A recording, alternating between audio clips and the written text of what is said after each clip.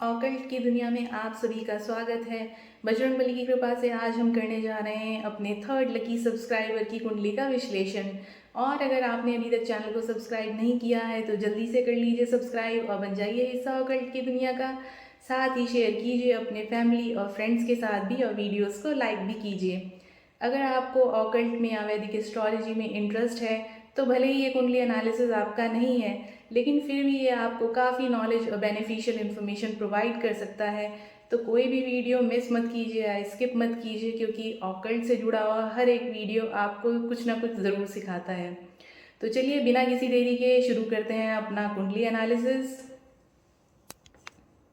और ये हमारी स्क्रीन पे आ चुकी है हमारे थर्ड लकी सब्सक्राइबर की लग्न कुंडली। लग्न कुंडली होता है स्क्रीनशॉट उस समय का जिस समय आपका जन्म हुआ था और उस समय तारामंडल में ग्रहों की क्या स्थिति थी, कौन सा ग्रह कौन सी राशि में था, उस समय का स्क्रीनशॉट होता है। आप भी अपनी लग्न कुंडली बना सकते हैं ऑनलाइन किसी भी सॉफ्टवेयर से। आपको चाहिए अपना date of birth, place of birth और टाइम ऑफ बर्थ, और सॉफ्टवेयर आपके लिए आपकी लग्न कुंडली प्रिपेयर कर देगा। ये जो हमारे थर्ड लकी सब्सक्राइबर हैं इनकी हम पर्सनल डिटेल्स या आइडेंटिटी रिवील नहीं करेंगे। और इनके बारे में एक खास बात ये कि आज से पहले इन्होंने अपना कुंडली एनालिसिस कभी नहीं कराया था, यहाँ तक कि इन्हें अपनी राशि का भी पता नहीं है। तो ठीक है, चलिए हम इनको सारी डिटेल्स प्रोवाइड करेंगे एक एक करके। तो सबसे पहले देख लेते हैं इनकी राशि क्या है। तो अब हमें देखना है चंद्रमा हमारे कहाँ पे विराजमान है इस लग्न कुंडली में। तो 12th हाउस जहाँ पर लिखा है नंबर 2 और बना हुआ है सिंबल MO। MO के ऊपर एक छोटा सा अपवर्ड एरो भी है। तो जिस घर में हमारे चंद्रमा होते हैं और जो राशि उस घर में विराजमान होती है उस राशि के लॉर्ड होते हैं हमारे मून साइन। तो इनकी राशि है वृषभ, क्योंकि 2 नंबर रिप्रेजेंट करता है वृषभ, जिसको इंग्लिश में टॉरस भी बोलते हैं। तो इनकी राशि है वृषभ। अच्छा, इनकी जो कुंडली है अगर आप देखें तो इनके केंद्र के हाउस यानी first, fourth, seventh and 10th house, तो इसमें नंबर है 3rd, 6th, 9 एंड 12। अब 3 और 6 नंबर जो होता है वो होता है मरकरी की राशियां होती हैं दोनों। 3rd रिप्रेजेंट्स जेमिनाई, 6 रिप्रेजेंट्स वर्गो, और 9 और 12 होती हैं दोनों जुपिटर यानी गुरुदेव की राशियां हैं। तो इस तरीके की प्लेसमेंट में क्या होता है, जहाँ पे हमारे जो बेनिफिक प्लैनेट्स होते हैं, जो नेचुरली बेनिफिक प्लैनेट्स हैं, जैसे जुपिटर, मरकरी, ये हमारे बेनिफिक प्लैनेट्स हैं। अगर ये एक से ज़्यादा केंद्र के हाउसेस को रूल करते हैं तो इनको लगता है केंद्राधिपति दोष, क्योंकि जो नेचुरली बेनिफिक प्लैनेट्स हैं वो एग्रेसिव हाउसेस को रूल करने के लिए नहीं होते हैं। तो यहाँ पे क्योंकि अब मरकरी भी 2 हाउसेस को रूल कर रहे हैं और जुपिटर भी केंद्र के 2 हाउसेस को रूल कर रहे हैं, तो इससे मरकरी और जुपिटर दोनों को ही केंद्राधिपति दोष लग जाता है इस कुंडली में, जिससे उनकी एनर्जी पे इफ़ेक्ट पड़ता है, उनकी एनर्जी लो हो जाती है और थोड़े से रिजल्ट्स उसके इतने पॉजिटिव नहीं रह जाते हैं। तो चलिए ठीक है, हम अपना फर्स्ट हाउस से एनालिसिस स्टार्ट करते हैं और देखते हैं क्या क्या नए कंसेप्ट्स इस कुंडली के थ्रू हमें सीखने को मिलेंगे। तो फर्स्ट हाउस जहाँ पे लिखा है LA रिप्रेजेंट्स लग्ना, 3 रिप्रेजेंट्स जेमिनाई, मिथुन राशि इसको बोलते हैं, उसके लॉर्ड होते हैं हमारे मरकरी। मरकरी हमारे विराजमान हैं 6th हाउस में जहाँ पे लिखा है नंबर 8 और SA और ME लिखा हुआ है। तो SA represent Saturn, ME represents mercury. तो मरकरी हमारे जो लग्न के लॉर्ड हैं वो बैठे हैं शनि देव के साथ में 6th हाउस में। तो जिस लग्न में जेमिनाई राशि प्रेजेंट होती है तो इस तरीके के लोग कैसे होते हैं, तो ये काफ़ी intelligent, curious, adaptable, good communicator, काफ़ी शार्प माइंड इनका देखा जाता है, मल्टीटास्किंग होते हैं, कंसिस्टेंसी में थोड़ा सा लैक कर सकते हैं। मरकरी क्योंकि एक फास्ट मूविंग प्लैनेट है तो हमेशा रेस्टलेस से दिख सकते हैं ये, जिनको हमेशा नॉलेज गेन करनी रहती है। अब जेमिनाई मिथुन राशि डुअल नेचर, इसका सिंबल भी आप देखेंगे तो उसमें 2 आपको लोग नज़र आएंगे। तो इनका डुअल नेचर हो सकता है और डिसीजंस अपने ये चेंज कर सकते हैं फ्रीक्वेंटली।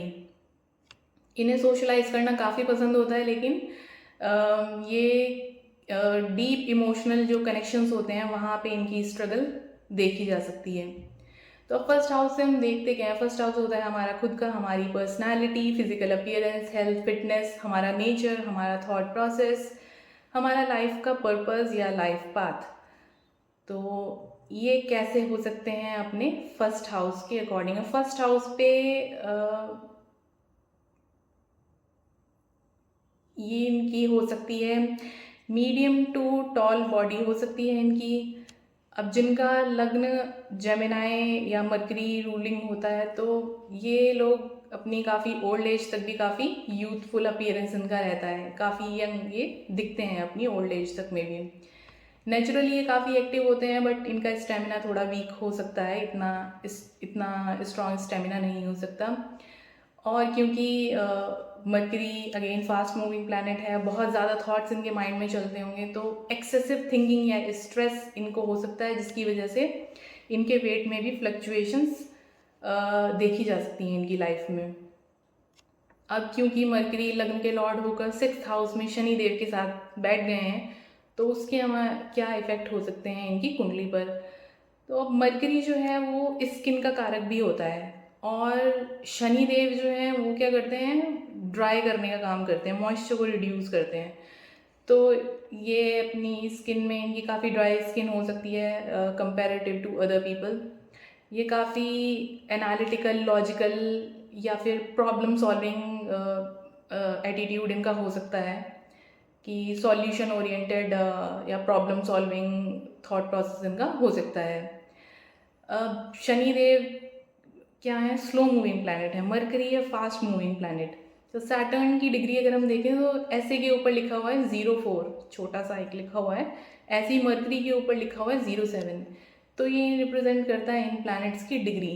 तो सैटर्न की डिग्री बहुत कम है, किसी भी प्लैनेट की डिग्री हो सकती है अप टू 30, 0 से 30 डिग्री तक वो ट्रैवल करता है एक हाउस में। तो डिग्री से रिलेटेड कभी डिटेल में हम अलग से वीडियो बनाएंगे, बट अभी सैटर्न जो है इतने पावर में नहीं है, वो अपनी आप ऐसे समझ सकते हैं बाल्यावस्था में है शनि। तो इतने ज़्यादा इनके एक्सट्रीम इफेक्ट नहीं होंगे, ना एक्सट्रीम पॉजिटिव ना एक्सट्रीम नेगेटिव। मरकरी फिर भी एक 7 डिग्री है उनकी, तो एक अपनी बाल्यावस्था से निकल कर थोड़ी सी बेटर स्टेज में है, बेटर पावर इनके अंदर है। तो अब यहाँ पे क्या होगा, mercury will over power Saturn. तो सैटर्न के इफेक्ट्स को ओवर पावर कर लेगा मरकरी, लेकिन फिर भी शनि देव क्या करेंगे, डिसीजन मेकिंग में थोड़ा स्लो डाउन कर देंगे, या ये थोड़े से डाउटफुल हो सकते हैं डिसीजन मेकिंग करते टाइम, केयरफुल रह सकते हैं। अभी मरकरी क्योंकि 6th हाउस में आ गए हैं, 6th, 8th और 12th हाउस को इनऑस्पिशियस हाउस माना जाता है। 6th हाउस वैसे भी शत्रुओं का, ऋण का और बीमारियों का घर है, तो यहाँ पे आके थोड़ा सा ये प्लैनेट वीक फील कर सकता है, क्योंकि मरकरी क्या होता है, प्रिंस, उसको चाहिए जॉय, उसको खुश रहना पसंद है मरकरी को। अब वो इस तरीके के यहाँ पे बीमारियाँ हैं, शत्रु हैं, लड़ाई झगड़े हैं, इस तरीके की चीज़ें हैं, तो यहाँ पर आके वो थोड़ा वीक फील कर सकते हैं। तो इनके कॉन्फिडेंस में यहाँ पे कमी देखी जा सकती है, या फिर ये चीज़ों को सेकंड गैस वर्क कर सकते हैं, कुछ डिसीज़न लेने में टाइम ले सकते हैं, एक्ट करने में टाइम ले सकते हैं। सेल्फ इस्टीम रिलेटेड इश्यूज हो सकते हैं इनके, स्पेशली अपनी अर्ली लाइफ में। करियर से रिलेटेड अपनी अर्ली लाइफ में चैलेंजेस फेस कर सकते हैं, लेकिन अगर परसिस्टेंट रहेंगे, लगातार हार्ड वर्क करते रहेंगे, तो सक्सेस इन्हें ज़रूर मिलेगी। अब मरकरी यहाँ पे एक्टिव तो हैं, बट बहुत ज़्यादा शार्प नहीं है, क्योंकि 7 डिग्री है, बहुत ही मॉडरेट सी स्ट्रेंथ है, और सैटर्न की भी वीक स्ट्रेंथ है। तो रेस्ट्रिक्शंस जो सैटर्न की होती हैं या फियर होते हैं सैटर्न की वजह से, वो इतने ज़्यादा नहीं होंगे, और जो भी लाइफ में इनकी लिमिटेशंस आएंगी ये उनको ओवरकम कर लेंगे।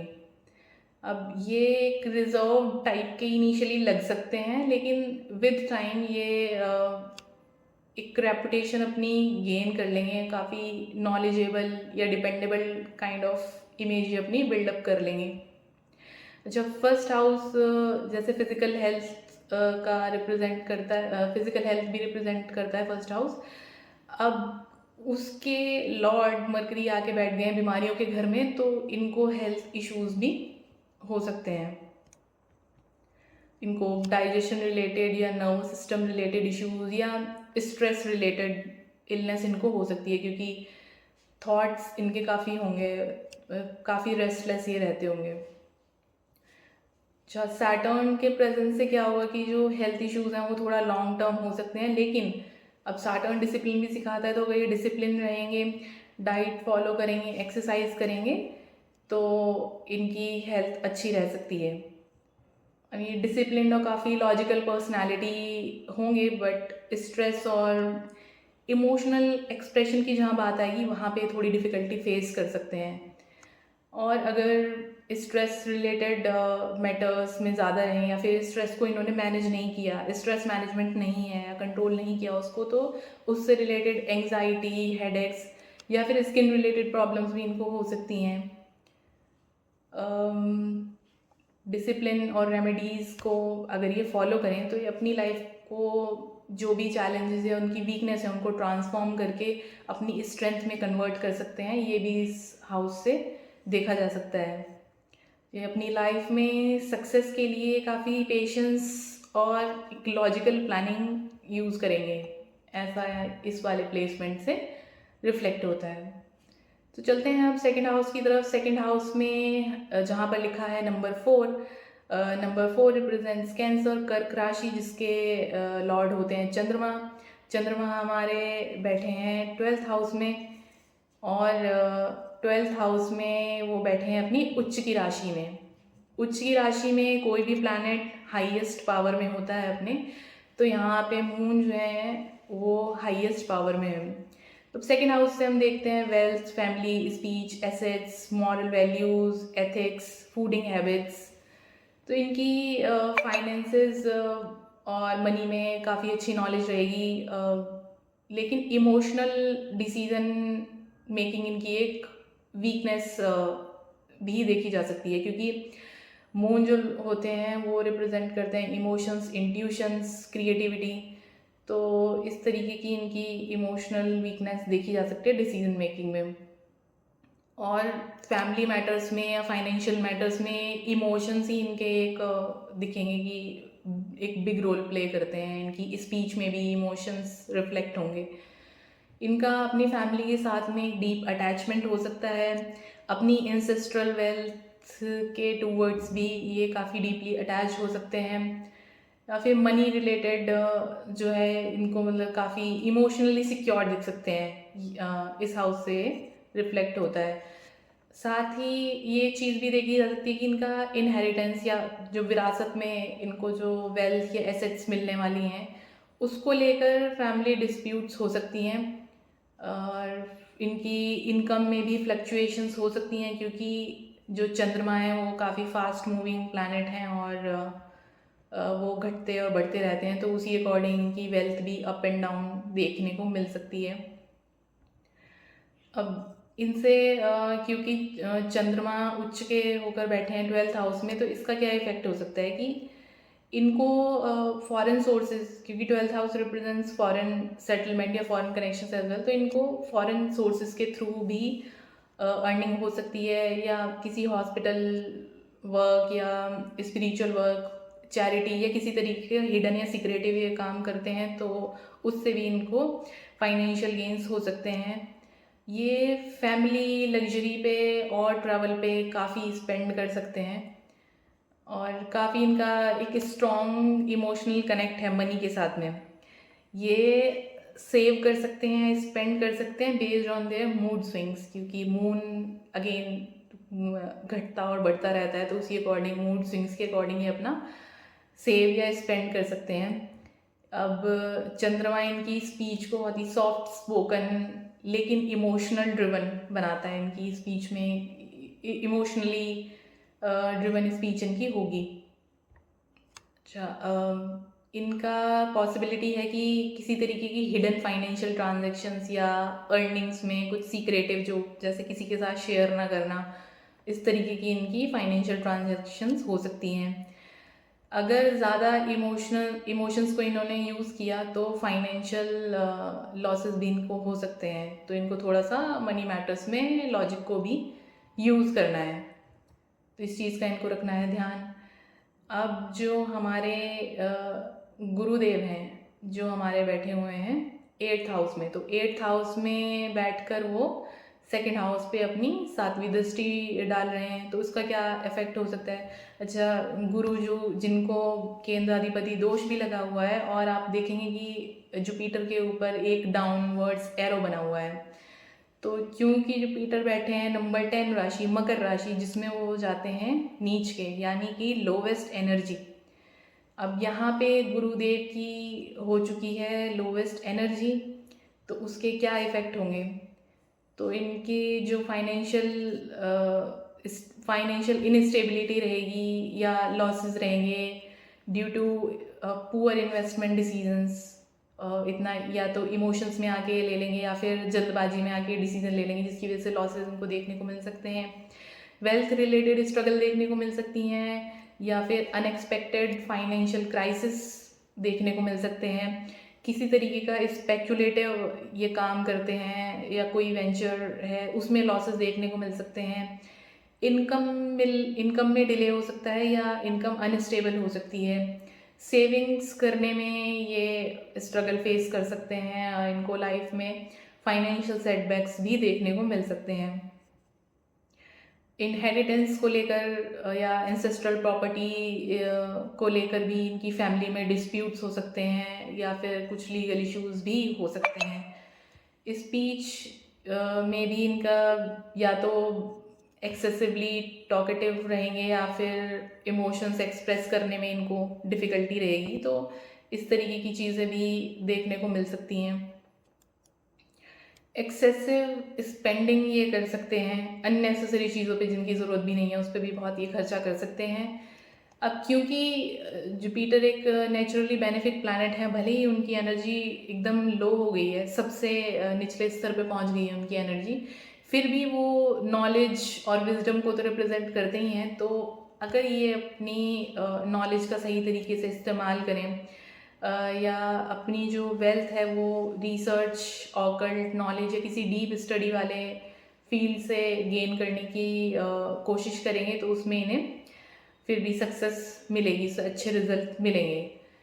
तो स्पीच इनकी कभी कभी इमोशनल या फिर कभी कभी इलॉजिकल हो सकती है, तो इनको एक तो अपनी इमोशनल स्पेंडिंग पे कंट्रोल करना है, और मनी रिलेटेड डिसीजंस अवॉइड करने हैं जब ये इमोशनली डिस्टर्ब्ड हो।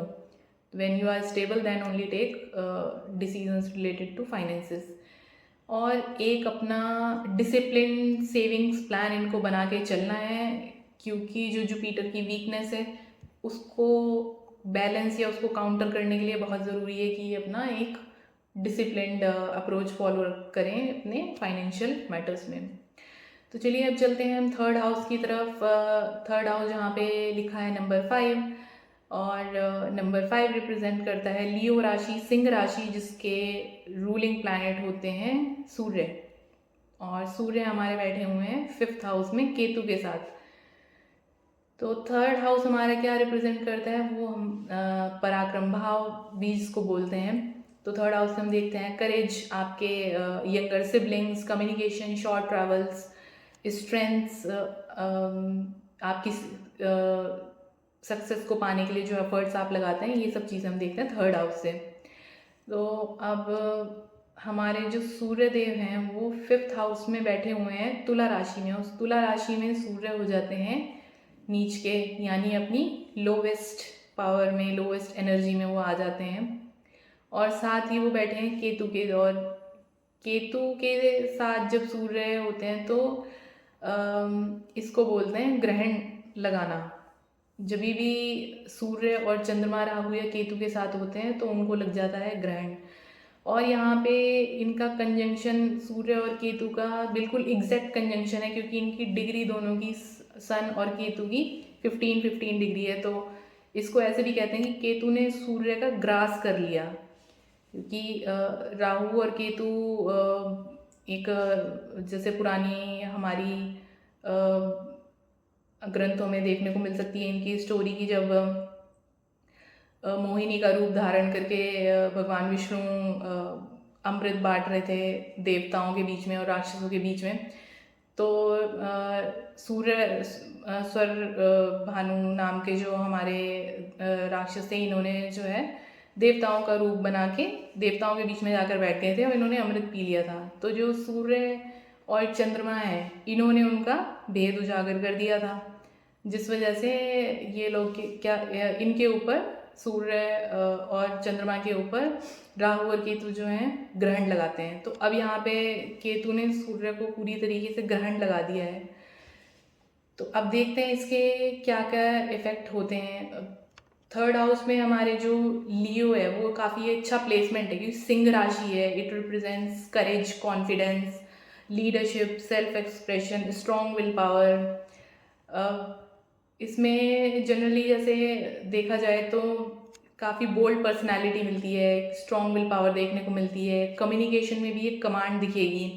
लेकिन क्योंकि अब यहाँ पे सन हमारे लोवेस्ट एनर्जी में आ चुके हैं, नीच के हो चुके हैं, तो इससे थोड़ी सी स्थिति बदल जाएगी।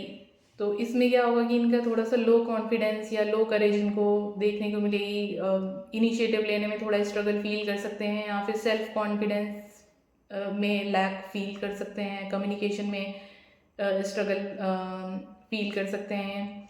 यंगर सिबलिंग्स के साथ भी रिलेशंस इनके खिंचे हुए या फिर कुछ ज़्यादा प्लेजेंट नहीं रहेंगे, क्योंकि कुछ कार्मिक इश्यूज हो सकते हैं, इनका डिटैचमेंट हो सकता है या सेपरेशन भी देखने को मिल सकता है यंगर सिबलिंग्स के साथ में।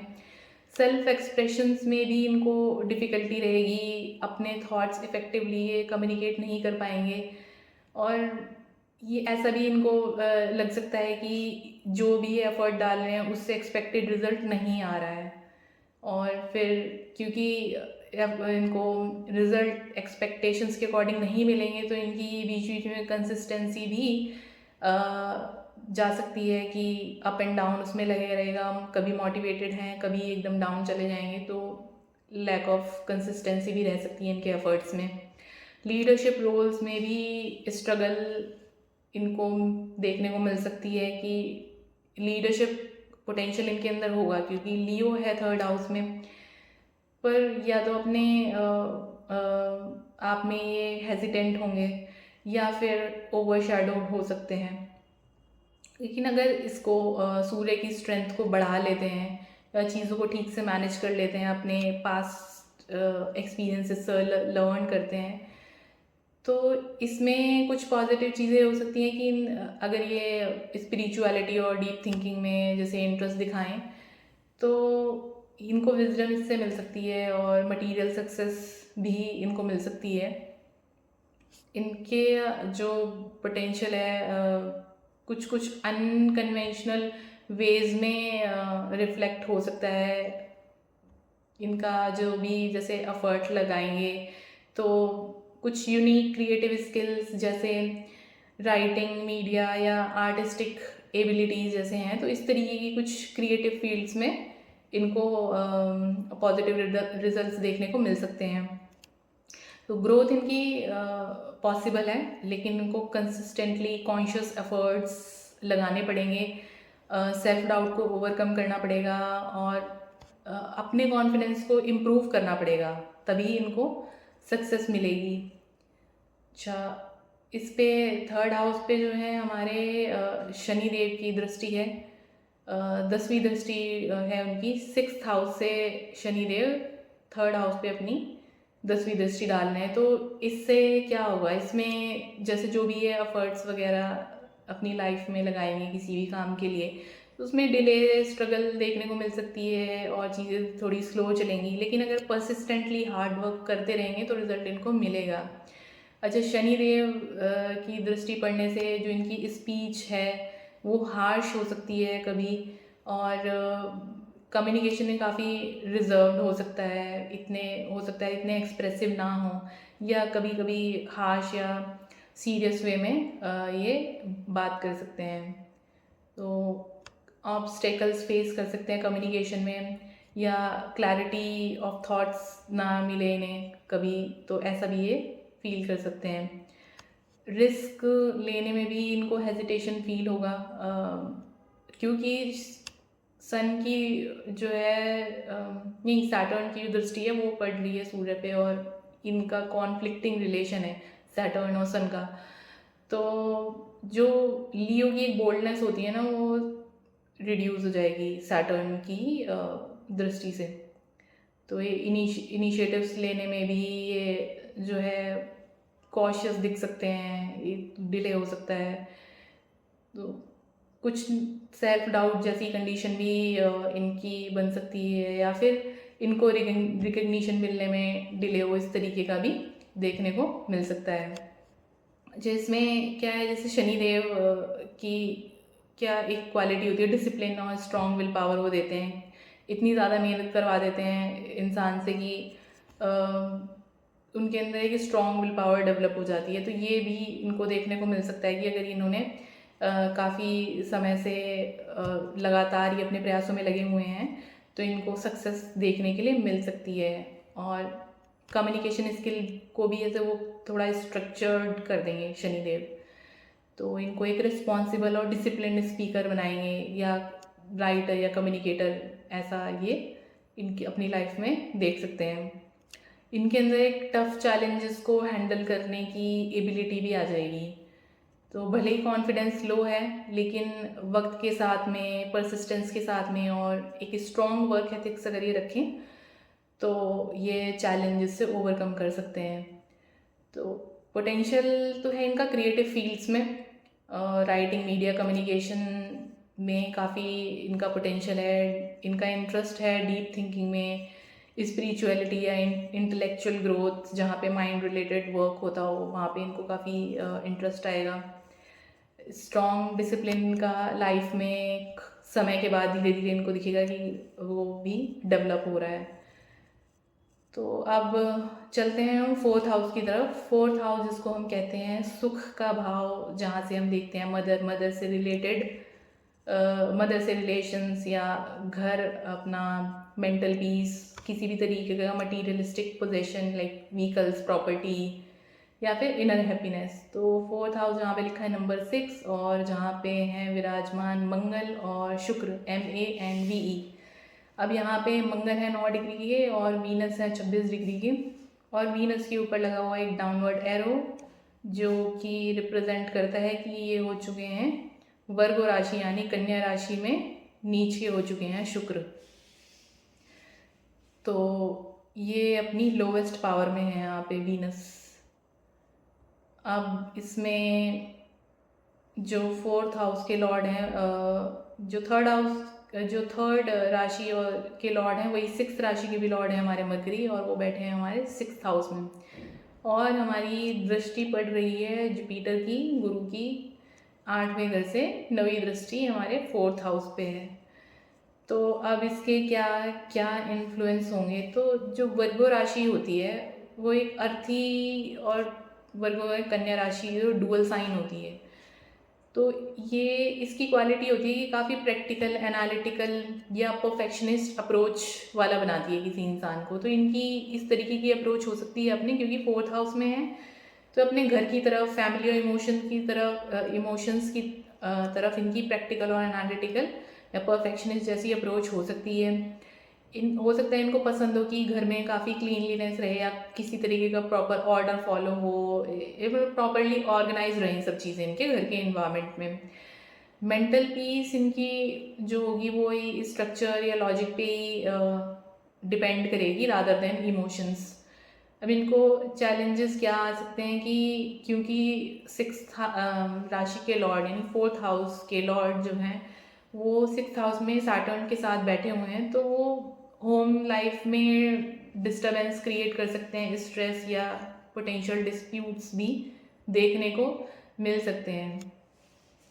अब मंगल की बात करें तो 4th हाउस में मंगल को नेचुरली मेलेफिक माना जाता है, अच्छे रिजल्ट नहीं मानते हैं 4th हाउस में, और इस प्लेसमेंट से ये बन जाते हैं मांगलिक भी। 4th हाउस में मंगल होना मांगलिक बनाता है इंसान को, तो उसके अब क्या इनको रिजल्ट देखने को मिल सकते हैं कि इनका होम इन्वायरमेंट काफ़ी डिस्टर्ब हो सकता है, कॉन्फ्लिक्ट्स हो सकते हैं इनकी फैमिली में, डिस्प्यूट्स हो सकते हैं प्रॉपर्टी को लेकर, क्योंकि मंगल रिप्रेजेंट्स लैंड, एग्रेशन, तो प्रॉपर्टी मैटर्स में चैलेंजेस इनको फेस करने को मिल सकते हैं। मदर की हेल्थ अफेक्टेड हो सकती है, क्योंकि 4th हाउस में मंगल एक स्ट्रेसफुल रिलेशन को भी रिप्रेजेंट करता है, या फिर मदर को हेल्थ इश्यूज भी हो सकते हैं, हेल्थ इश्यूज काफ़ी हो सकते हैं। रेस्टलेसनेस ही बनी रह सकती है कि घर के इन्वायरमेंट में इनको लग सकता है कि पीसफुल नहीं है, घर पे नहीं पीसफुल फील कर सकते, और जिससे बचने के लिए हो सकता है कि एक्सटर्नल एक्टिविटीज़ में इंगेज हो जाएं, और इनके इमोशंस में भी एक एग्रेसिव टेम्परामेंट देखने को मिल सकता है इनका। कुछ भी इमोशनल मैटर होगा, कामली डील करने के बजाय एग्रेसिवली रिएक्ट कर सकते हैं उसमें। जब मंगल यहाँ पे आपको एक स्ट्रॉन्ग विल पावर, डिटर्मिनेशन भी देता है कि अपने घर के इन्वायरमेंट को इम्प्रूव करना है, या इनकी डिज़ायर हो सकती है कि अब मुझे अपने घर को, सराउंडिंग्स को अच्छा करना है। अच्छी टेक्निकल और एनालिटिकल स्किल्स हो सकती हैं, क्योंकि मंगल है वर्गो राशि में, तो ये अपनी प्रैक्टिकल नॉलेज यूज़ कर सकते हैं इश्यूज़ को फिक्स करने में या चीज़ों को इम्प्रूव करने में। इनके अंदर काफ़ी अच्छी एबिलिटी हो सकती है to acquire property and vehicles, या मटेरियल कंफर्ट्स जो होते हैं उसमें। कुछ स्ट्रगल्स इनको फेस करनी पड़ सकती हैं, बट स्टिल वो एबिलिटी इनको वर्ग और मार्स के कॉम्बिनेशन से दिखती है इनकी लाइफ में। अब शुक्र जैसे 26 डिग्री के हैं, तो 26 डिग्री में कोई भी प्लैनेट को मान लें, 26 से 30 डिग्री में कोई प्लैनेट होता है तो वो ओल्ड होता है, उसका थोड़ा सा अनस्टेबल एंड प्रिडिक्टेबल सा रिजल्ट होता है। अब वीनस जो है, शुक्र अपनी लोवेस्ट पावर में आ चुके हैं, तो वीनस क्या रिप्रेजेंट करता है ना, लग्जरी, कंफर्ट, लव, ये सब चीज़ें शुक्र से देखते हैं। अब वो अपनी लोवेस्ट एनर्जी में जाने के कारण यहाँ पे इन सब चीज़ों के रिलेटेड इनको चैलेंजेस देखने को मिल सकते हैं कि घर में ये इमोशनल सेटिस्फेक्शन ना फील करें, घर पे मतलब इनको हैप्पी फील ना हो, या फिर इमोशनली सिक्योर फील ना करें अपने घर के एनवायरनमेंट में। लग्जरी या कंफर्ट में बहुत लिमिटेशन हो सकती है, हमें बहुत लिमिटेड हो सकता है, इतना ना मिले ये सब चीज़ें। कंफर्ट या ब्यूटी, हारमनी, या कोई भी मटेरियल हैप्पीनेस जो है ना, उसमें काफ़ी इनको डिससेटिस्फेक्शन देखने को मिल सकता है, डिसअपॉइंटमेंट देखने को मिल सकता है लाइफ में, कि इतनी नहीं है जितनी एक्सपेक्टेड होती है नॉर्मली एक इंसान को।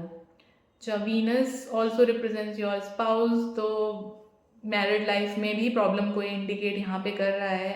इनका डिससेटिस्फेक्शन, इमोशनल डिससेटिस्फेक्शन हो सकता है अपने लव या मैरिज में, लव रिलेशंस या मैरिज में।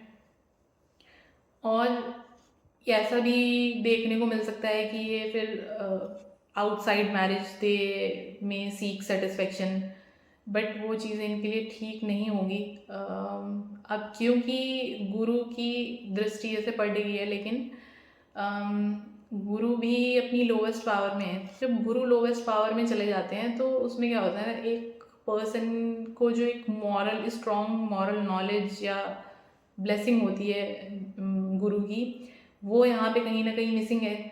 और शुक्र भी वीक है, मार्स उसके साथ में है वीनस के साथ में, तो ऐसा भी हो सकता है कि इनको टेम्पटेशंस हो सकती हैं आउटसाइड मैरिज, या प्री मैरिटल सेक्स में इन्वॉल्व हो सकते हैं, या फिर मैरिड वुमेन के साथ किसी रिलेशंस में इन्वॉल्व हो सकते हैं। बट ये सब चीज़ें इनको बिल्कुल ही अवॉइड करनी है। रीज़न भी कि इनको लाइफ में इससे रिग्रेट के सिवा कुछ नहीं मिलेगा। It will destroy your wealth, happiness, mental peace, और भी तरीके के काफ़ी इनको नेगेटिव इफ़ेक्ट्स इसको देखने को मिल सकते हैं। मदर के साथ में रिलेशन में भी डिफ़िकल्टीज़ रिफ्लेक्ट होती हैं इससे, या फिर इमोशनल डिस्टेंस हो सकता है किसी भी तरीके का इनका। तो अब इससे एक चीज़ ये पता चलती है कि भले ही वीनस है अपनी लोवेस्ट एनर्जी में, बट फिर भी एक आर्टिस्टिक या फिर अब जैसे वर्गो राशि है और वर्गो राशि में वीनस है, तो ये थोड़ा सा अपने होम डेकोर को लेकर थोड़ा सा इनको डिज़ायर हो सकती है कि थोड़ा आर्टिस्टिक होना चाहिए, लग्जरीज होनी चाहिए, अच्छे से डिज़ाइन होना चाहिए, एस्थेटिकली डिज़ाइन होना चाहिए, ऐसा हो सकता है। या फिर एक होम लाइफ को परफेक्ट बनाने की स्ट्रॉन्ग डिज़ायर हो सकती है, तो ये उसकी तरफ भी अपना एफ़र्ट्स लगा सकते हैं अपने होम एनवायरनमेंट को इम्प्रूव करने में। अब इसमें जैसे जुपिटर की दृष्टि, गुरु की दृष्टि पड़ रही है और वो खुद नीच के होकर 8वें घर में बैठे हैं। हाँ, 8वां घर होता है लॉसेस का, हिडन चीज़ों का, सीक्रेटिव या सडन ट्रांसफॉर्मेशंस का, तो वहाँ से उनकी दृष्टि पड़ रही है अब 4th हाउस पे, तो उसके क्या इफ़ेक्ट्स हो सकते हैं। तो उसमें ऐसा हो सकता है कि प्रॉपर्टी या लैंड एक्वायर करने में स्ट्रगल फेस करनी पड़े, या डिले हो सकता है उसमें, प्रॉपर्टी से मिलने वाले गेंस में डिले हो सकता है, रियल इस्टेट में डिले हो सकता है। और घर से भी एक स्पिरिचुअल डिससेटिस्फेक्शन, क्योंकि जुपिटर एक स्पिरिचुअल प्लैनेट है, तो वो डिससेटिस्फेक्शन भी इनको देखने को मिल सकता है कि घर में इन्हें पीसफुल ना लगे और ये बाहर कुछ एक्सटर्नल स्पिरिचुअल फुलफिलमेंट के लिए देख सकते हैं रास्ता बाहर का। घर में हो सकता है एल्डर्स की, फादर की या फादर फिगर्स की या पेरेंटल फिगर्स की ब्लेसिंग्स ना मिलें और प्रॉपर सपोर्ट उनसे ना मिले, ऐसा भी देखने को मिल सकता है। लेकिन अगर जुपिटर को ये स्ट्रॉन्ग करते हैं तो वक्त के साथ इनका एक स्पिरिचुअल आउटलुक डेवलप हो सकता है, स्पिरिचुअलिटी में जा सकते हैं, जिससे इन्हें अल्टीमेटली इनर पीस मिलेगा। और इमोशंस को लॉजिकली एनालाइज करने की इनके अंदर एबिलिटी है ड्यू टू प्रेजेंस ऑफ वर्गो और एस्पेक्ट ऑफ जुपिटर, तो ये इनको और लॉजिकल बना देता है rather than emotional in family matters. तो अब इसमें इनको ध्यान रखने वाली बातें हैं कि किसी भी तरीके का अननेसेसरी क्रिटिसिज्म रिलेशनशिप्स में, चाहे वो फादर के साथ है, मदर के साथ या स्पाउस के साथ में है, उसे अवॉइड करें। क्योंकि जो वर्गों का क्रिटिकल नेचर होता है ना, वो शुक्र को और कमज़ोर कर देता है और अपने एग्रेशन को कंट्रोल करने के लिए, क्योंकि मार्स प्रेजेंट है 4th हाउस में, तो ये आपको काफ़ी एग्रेसिव बनाता है आपके होमली मैटर्स में। तो आप मेडिटेशन प्रैक्टिस करें उसमें, तो टू कीप योर सेल्फ काम। चलिए अब चलते हैं 5th हाउस की तरफ, जो कि जिसको कहते हैं हम पुत्र भाव भी बोलते हैं, और यहाँ से हम देखते हैं इंटेलिजेंस, क्रिएटिविटी, एजुकेशन, चिल्ड्रन, आपके पास life karmas, romance, love affairs या स्पिरिचुअल प्रैक्टिसेस। अब इसमें है हमारे लीब्रा, 5th हाउस में जो राशि है वो है लीब्रा, 7 नंबर रिप्रेजेंट्स लीब्रा, जिसके लॉर्ड हैं शुक्रदेव, जो कि हमारे 4th हाउस में है। और 5th हाउस में सन के साथ केतु हैं हमारे, इसमें राहु की दृष्टि है और कोई दृष्टि हमारी नहीं है। तो अब जैसे केतु की अगर बात करें, तो केतु के जैसे इफ़ेक्ट होते हैं वो आफ्टर एज ऑफ 42 वो रिड्यूस हो जाते हैं, उसके पूरे इफ़ेक्ट्स जो होते हैं। और केतु को बोलते हैं 48 की एज में केतु मैच्योर हो जाता है, जिससे क्या होता है कि जो इंडिविजुअल होते हैं उनकी जो डीप स्पिरिचुअल विजडम होती है वो तब तक डेवलप हो जाती है एट द एज ऑफ 40। तो अब ये ग्रहण योग जो जैसे सन और केतु के कंजंक्शन से मिलके बनता है, तो इसमें क्या होता है, केतु जो सन की क्वालिटीज़ हैं उनको छुपा देता है।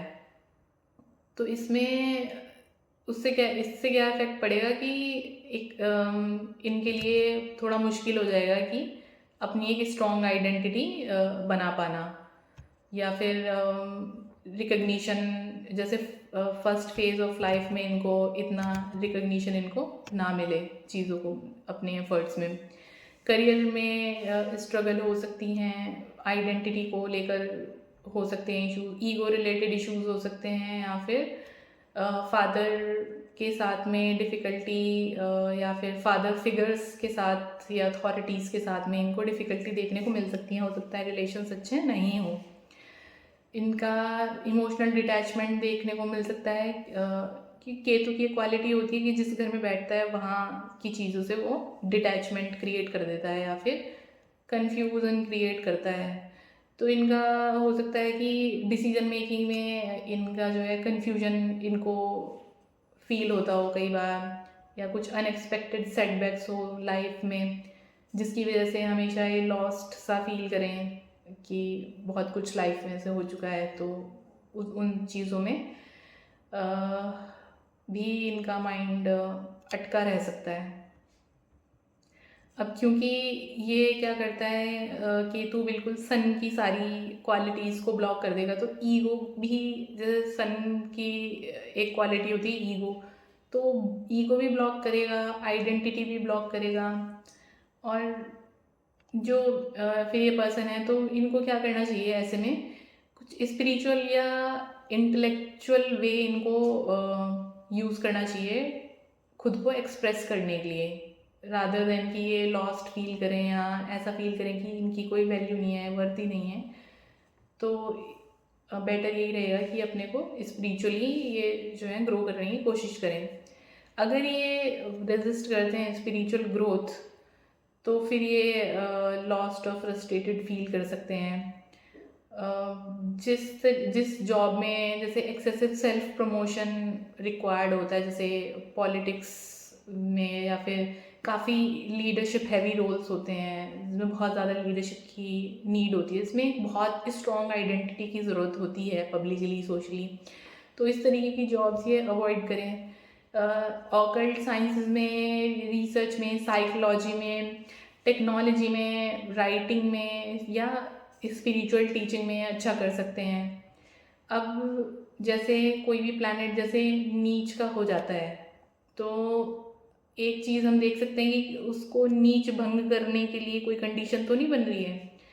तो अगर जो प्लैनेट, जैसे हम सन को लें, सन यहाँ पे तुला में नीच के हो चुके हैं, तो तुला के मालिक होते हैं शुक्र। तो नीच भंग करने का एक वे ये होता है कि अगर शुक्र जो है वो केंद्र के किसी घर में आके बैठ जाएं फर्स्ट, फोर्थ, सेवेंथ या टेंथ में, तो नीच भंग हो जाता है। नीच भंग मीन्स सन को फिर अपनी फुल पावर मिल जाएगी वीनस से। लेकिन अब वीनस यहाँ पे हमारे बैठे तो हैं केंद्र में, लेकिन वो खुद नीच के हैं, वो खुद लोवेस्ट पावर में है, तो वो एनर्जी अब सन को नहीं दे पाएंगे, तो यहाँ पे नीच भंग नहीं हो रहा है। अब दूसरा एक वे होता है कि जिसमें ये उच्च के, जिस राशि में उच्च के होते हैं सन, जैसे एरीज राशि, मेष राशि में उच्च के होते हैं, तो मेष राशि के मालिक अगर केंद्र में आके बैठ जाएं तो ये नीच भंग हो जाएगा। तो अब मंगल भी देखिए केंद्र में हमारे बैठे हैं, लेकिन अगर उनकी हम पावर देखें तो 9 डिग्री है। तो इसमें मार्स में इतनी पावर नहीं है कि वो सन को बहुत ज़्यादा एनर्जी दे सके, तो इसमें भी कंप्लीटली ऐसे नीच भंग जब होता है तो उसको राजयोग भी बोलते हैं। तो नीच भंग का प्रॉपर इसमें भी नहीं हो रहा है। सेम वीनस के लिए भी वही रूल है। वीनस भी जिस राशि में है, जैसे वो वर्गो में है, उसके लॉर्ड जो हैं वो केंद्र में नहीं है, बल्कि वो उल्टा इनऑस्पिशियस हाउस में जाके बैठ गए हैं, तो इनकी भी ये भी नीच भंग नहीं हो रहे हैं। और सेम जुपिटर के लिए भी है कि उनके भी जो राशि, जिस राशि में वो नीच के हैं, उसके लॉर्ड जो सैटर्न है वो भी बैठे हुए हैं 6th हाउस में, तो इनका भी नीच भंग नहीं हो रहा है। तो इनमें से किसी भी प्लैनेट का जो अभी इस कुंडली में नीच के हो रखे हैं तो उनका नीच भंग नहीं है। तो अभी इसमें क्या होगा कि अर्ली लाइफ में इनको कॉन्फिडेंस के इश्यूज रहेंगे, फादर से जो है सपोर्ट नहीं मिलेगा इतना स्ट्रॉन्ग, या फिर डिस्टेंस रहेगा फादर से, कॉन्फ्लिक्ट्स हो सकते हैं उनके साथ में, थॉट्स मैच ना करें। लीडरशिप रोल्स में अगर जाएंगे तो उसमें सक्सेस मिलने में डिले हो सकता है। फिर ये 35 ईयर्स के बाद इनको कुछ अपनी लाइफ में इस इम्प्रूवमेंट देखने को मिलेगा, बट स्ट्रगल्स रहेंगी। अब जैसे तुला राशि है 5th हाउस में, तो इसका क्या जैसे इफेक्ट होगा। अब ये ना इनको थोड़ा सा क्रिएटिव, डिप्लोमेटिक, आर्टिस्टिक बनाती है। इनका इंटरेस्ट हो सकता है आर्ट में, म्यूज़िक, डांस या किसी तरीके की इंटेलेक्चुअल जैसे डिबेट्स होती हैं उसमें इनका इंटरेस्ट हो सकता है। फिफ्थ हाउस वैसे जजमेंट का हाउस भी बोलते हैं। तो लीब्रा क्या होता है, बैलेंस करके चलती है लीब्रा राशि। तो ये कोई भी जैसे डिसीजन मेकिंग होगा रिलेटेड टू लव, एजुकेशन या चिल्ड्रन, तो सारे ऑप्शंस को ना सब अच्छे से कंसिडर करके ये ना चलेंगे, साथ सब चीज़ों को तोल के देखेंगे कि कौन सा ऑप्शन अच्छा है। अब इसमें एक चैलेंजिंग सिचुएशन ये बन जाती है कि सेवेंथ हाउस का लॉर्ड सिक्स्थ में। अब सेवेंथ हाउस से सिक्स हाउस जो होता है वो 12वां घर होता है। तो 12वां घर जनरली हमारा क्या रिप्रेजेंट करता है, डिटैचमेंट का, लॉसेस का, आइसोलेशन का। तो इन्हें इस तरीके के अपने जो लव अफेयर्स हैं उनमें या तो हो सकता है कि आइसोलेशन फील करें या डिटैचमेंट फील करें, या क्योंकि वीनस जो है वो नीच के हो गए हैं। तो ऐसे इंसान के ना माइंड में प्रेम को लेकर बड़ी एक डिस्टॉर्टेड सी डेफिनेशन होती है, क्लैरिटी नहीं होती, या प्रेम का ना एहसास नहीं होता। ऐसा भी इनको देखने को मिल सकता है। एजुकेशन में इश्यूज इनके आए हों काफ़ी, ऐसा भी हो सकता है। या फिर चाइल्ड बर्थ में इश्यूज आए, इस तरीके की भी चीज़ें देखने को मिल सकती हैं। डिसीजन मेकिंग में इनका लो कॉन्फिडेंस हो सकता है, ओवर थिंकिंग हो सकती है इनकी। और फादर्स के साथ अगेन ये वही रिप्रेजेंट कर रहा है कि फादर के साथ इश्यूज या वीक रिलेशनशिप या पैटर्नल सपोर्ट जो है वो काफ़ी वीक रहेगा। चाइल्ड बियरिंग में इश्यूज आ सकते हैं, या फिर अनडिसिप्लिन्ड चाइल्ड या डिसिप्लिन इश्यूज देखने को मिल सकते हैं बच्चों के साथ में। रोमांटिक इनस्टेबिलिटी भी रहेगी इनकी। लव अफेयर्स में डिसअपॉइंटमेंट या lack of confidence in expressing love. तो क्योंकि खुद भी क्लैरिटी नहीं होगी लव के लिए, तो एक्सप्रेस भी फिर कैसे ही कर पाएंगे। तो कार्मिक डेट इनके हो सकते हैं पास्ट से रिलेटेड, क्योंकि fifth house represents past life karmas as well. तो यहाँ पे क्योंकि सूर्य नीच के हो चुके हैं तो इन्हें चैलेंजेस आ सकते हैं अपनी पास्ट लाइफ के से जुड़े कर्मास या फिर कार्मिक बर्डन्स में। अब इसमें इसमें टाइम के साथ चीज़ें कुछ इम्प्रूव होंगी, जैसे एनालिटिकल स्किल्स इनको दिखेगा कि इनके वक्त के साथ इम्प्रूव कर रहे हैं, और ये चीज़ों को अब ये सिचुएशंस को बेटर एनालाइज कर पाते हैं।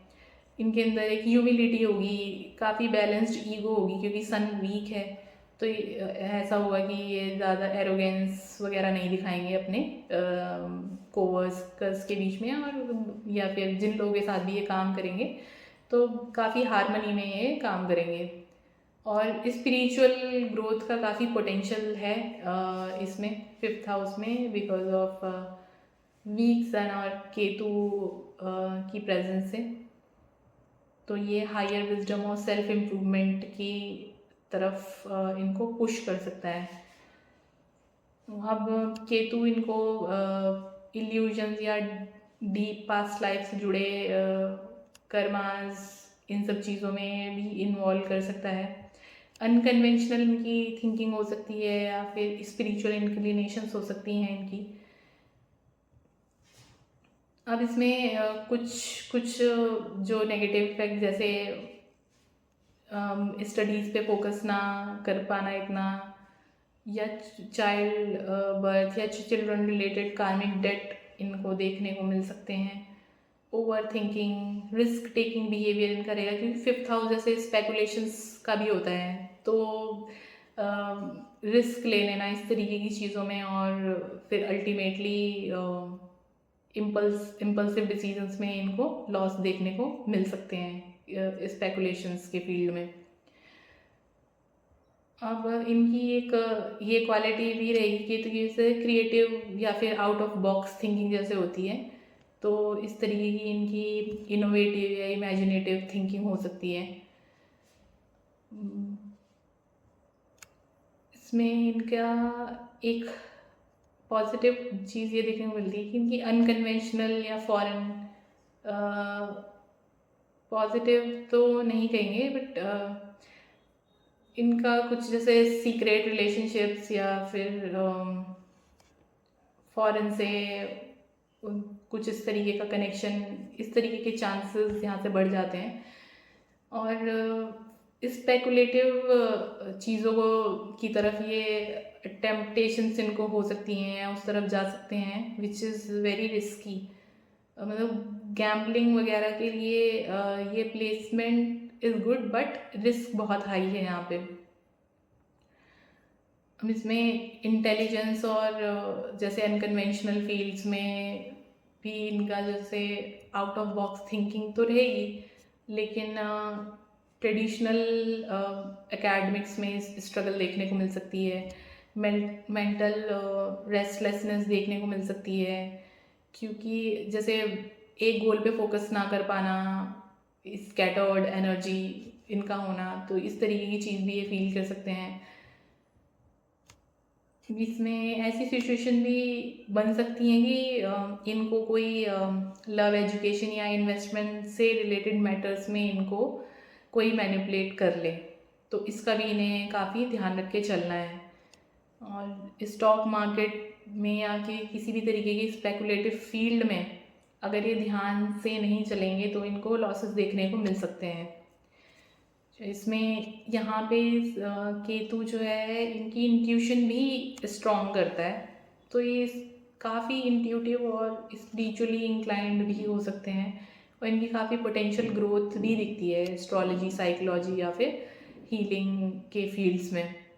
तो इसमें अनकन्वेंशनल जैसे फील्ड होते हैं, टेक्नोलॉजी, मीडिया या स्पेकुलेटिव बिजनेस के, अगर ये रिस्क मैनेज करके चलेंगे तो यहाँ से इनको अच्छे रिजल्ट्स देखने को मिल सकते हैं।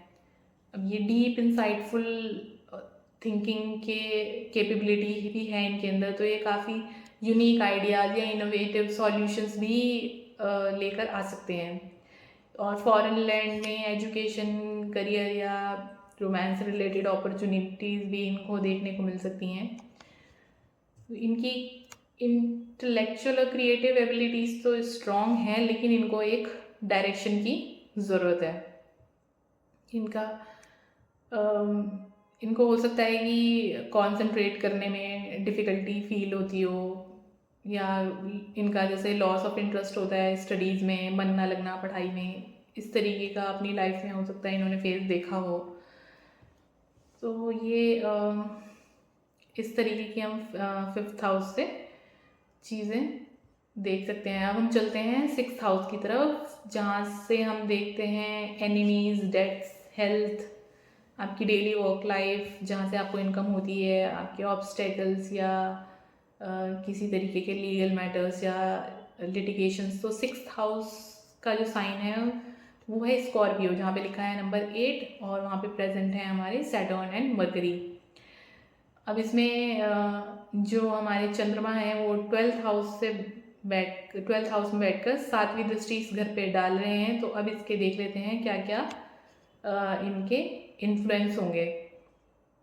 तो स्कॉर्पियो एक ना डीप, इंटेंस, ये सीक्रेटिव साइन है, जो कि इसके रूलिंग प्लैनेट है मंगल, जो कि इनको काफ़ी हाईली स्ट्रैटेजिक बनाएगा कोई किसी भी तरीके कॉन्फ्लिक्ट्स या कॉम्पिटिशन्स या चैलेंजेस हैंडल करने में।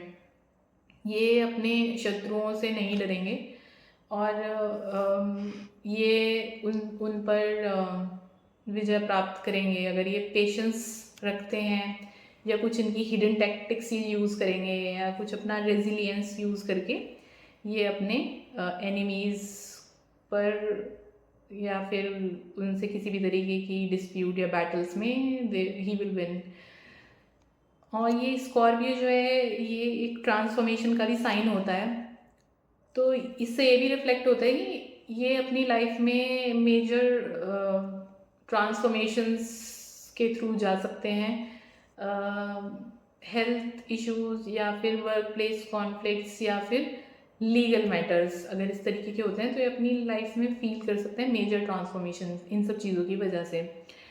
अब मेंटल स्ट्रेस और इमोशनल जो इंटेंसिटी है इनकी, वो कॉमन हो जाती है यहाँ से काफ़ी, क्योंकि ये ओपोनेंट्स वगैरह से डील जैसे करेंगे तो सैटर्न की प्रेजेंस है यहाँ पे, चीज़ें डिले होंगी, सैटर्न की वजह से। तो ये स्ट्रेस, एंजाइटी, इस तरीके की चीज़ें फील कर सकते हैं। इसमें सैटर्न की वजह से हुआ क्या कि कॉन्फ्लिक्ट रिजॉल्व करने में डिले हो सकता है ना, वर्क प्लेस पे स्ट्रगल फेस करने को मिल सकती है, क्रॉनिक हेल्थ इश्यूज कुछ हो सकते हैं, या एनिमीज़ के टूवर्ड्स इनकी काफ़ी रिजिड अप्रोच हो सकती है। मतलब ये हो सकता है कि दे में hold grudges for long time and इतनी जल्दी माफ़ ना करें अपने ओपोनेंट्स को, या फिर गवर्नमेंट रिलेटेड ऑब्स्टेकल्स भी हो सकती हैं। तो इनको बहुत केयरफुल रहना है किसी भी तरीके के अनएथिकल या शॉर्टकट, अनएथिकल एक्टिविटीज़ या किसी कोई भी ऐसा शॉर्टकट जिसकी वजह से कुछ लीगल ट्रबल में फंसें, क्योंकि सैटर्न यहाँ पर बैठकर बहुत ही स्ट्रिक्ट पनिशमेंट देते हैं अगर कुछ भी अनएथिकल वे अपनी लाइफ में आप चूज़ करते हैं तो। अब क्योंकि सैटर्न बहुत ज़्यादा यहाँ पे स्ट्रॉन्ग नहीं है, वो 4 डिग्री है उनकी, तो बहुत एक्सट्रीम इफेक्ट नहीं होंगे। तो अपने एनिमीज़ पे भी इनको विक्ट्री मिलेगी पेशेंस के साथ में। वर्क एथिक्स में भी ये डिसिप्लिन लाएंगे सैटर्न की वजह से। इनका अगर जैसे लॉ, पॉलिटिक्स या एडमिनिस्ट्रेशन में जाते हैं तो वहाँ स्टेबल करियर हो सकता है। सैटर्न इनको लॉन्ग टर्म सक्सेस दे सकता है। इसी से इनको स्ट्रॉन्ग इम्यूनिटी या इंड्योरेंस जैसे बोलते हैं वो भी इनको मिल सकती है। फाइनेंशियल डिसिप्लिन भी इनका यहाँ से डेवलप हो सकता है बिकॉज ऑफ सैटर्न। अब इसमें मरकरी जैसे हैं 7 डिग्री के, तो उसका क्या इफेक्ट हो सकता है कि इनका कम्युनिकेशन की वजह से वर्बल कॉन्फ्लिक्ट्स हो सकते हैं अपने कुलीग्स के साथ में, आर्ग्यूमेंटेटिव होने की वजह से डिस्प्यूट्स हो सकते हैं because of sharp speech, stress, over thinking, या क्विक डिसीजंस लेने में इनको डिफ़िकल्टी आए, ऐसा हो सकता है।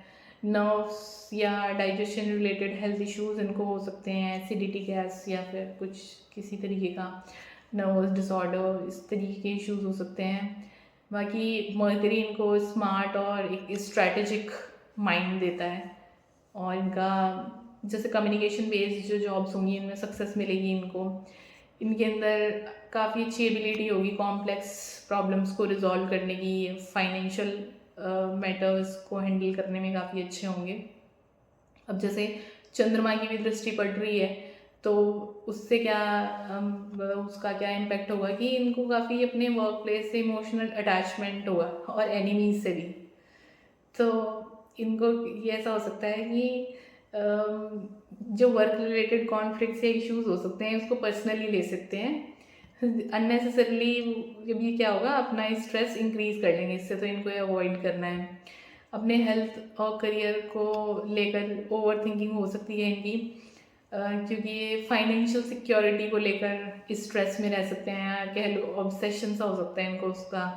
Financial security, job stability, again वो इनकी फिर से मेंटल स्ट्रेस को ही इंक्रीज करेगा, तो इन्हें ध्यान रखना है इन चीज़ों का।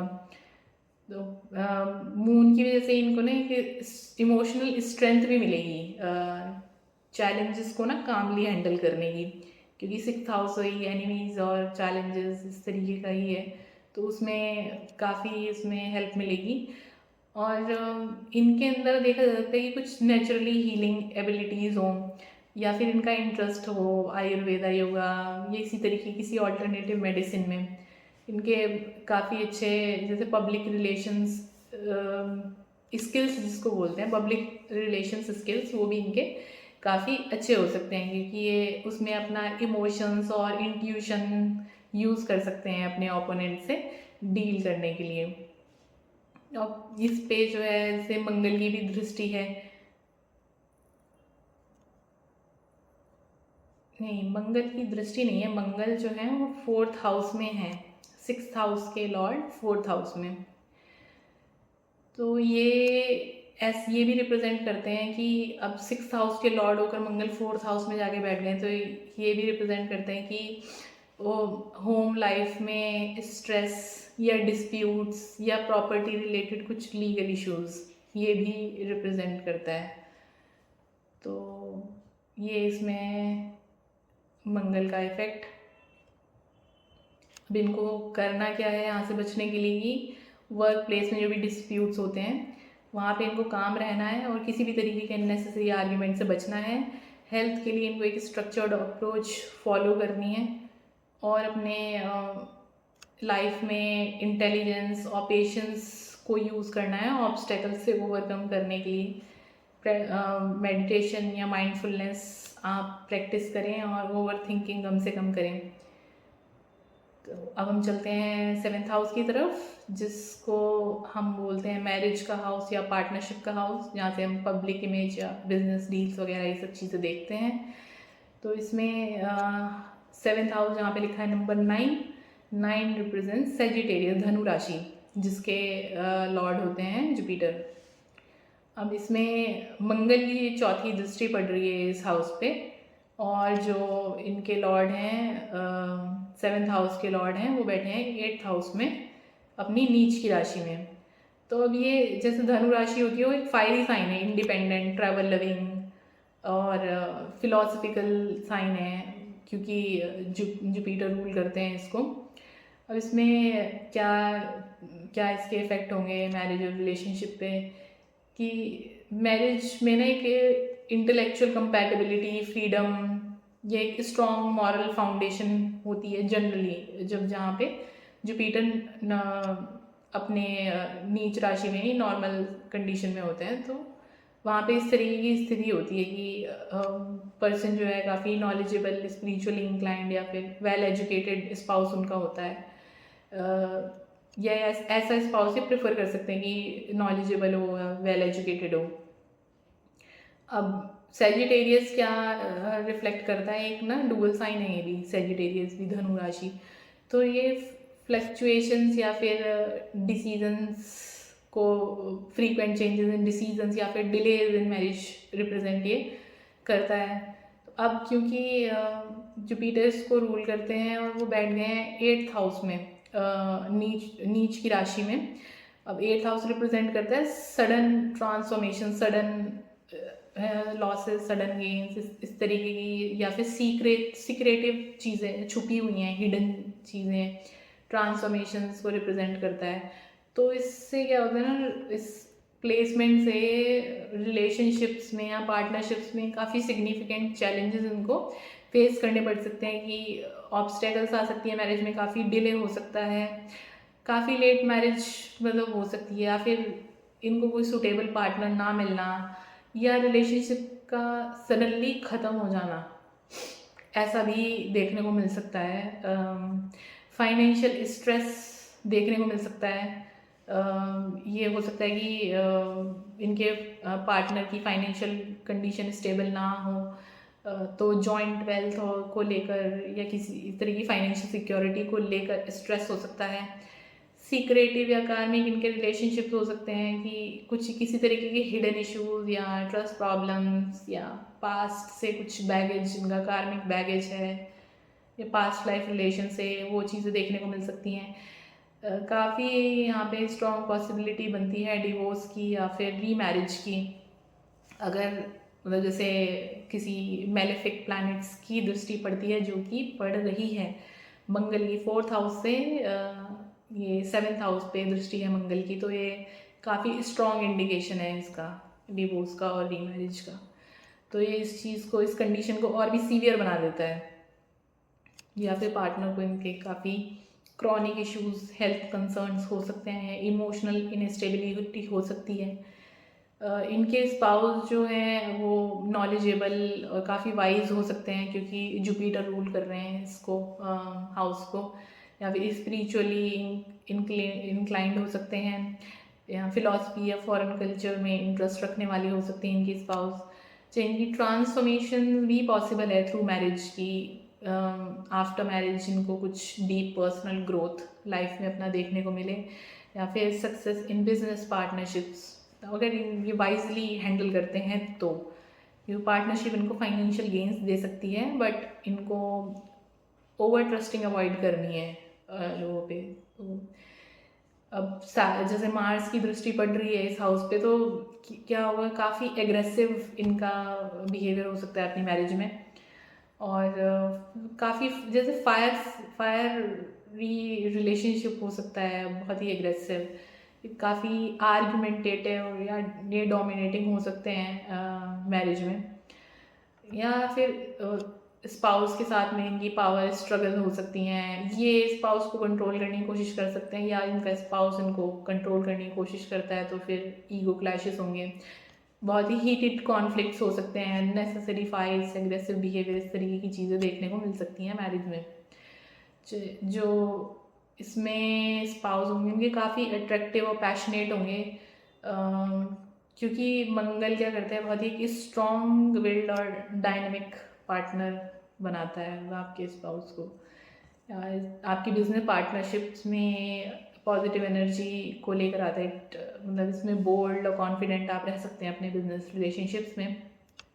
पार्टनर के साथ आपकी स्ट्रॉन्ग सेक्सुअल कंपैटिबिलिटी हो सकती है, क्योंकि मार्स क्या करता है, मार्स फिजिकल अट्रैक्शन को इन्हांस करता है रिलेशनशिप में।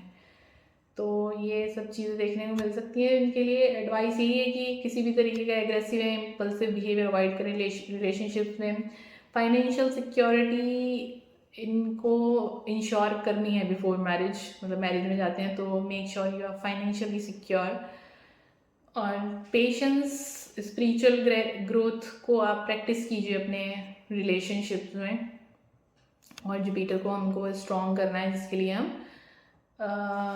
बाद में डिस्कस करेंगे कि वो हम कैसे कर सकते हैं। तो हम चलते हैं 8th हाउस की तरफ, जहाँ से हम देखते हैं longevity, mysticism, sudden events, loss gain, sudden losses and gains, inheritance, in loss का हाउस भी है, ऑकल्ट का, ट्रांसफॉर्मेशन का, हिडन मैटर्स का भी हाउस है ये।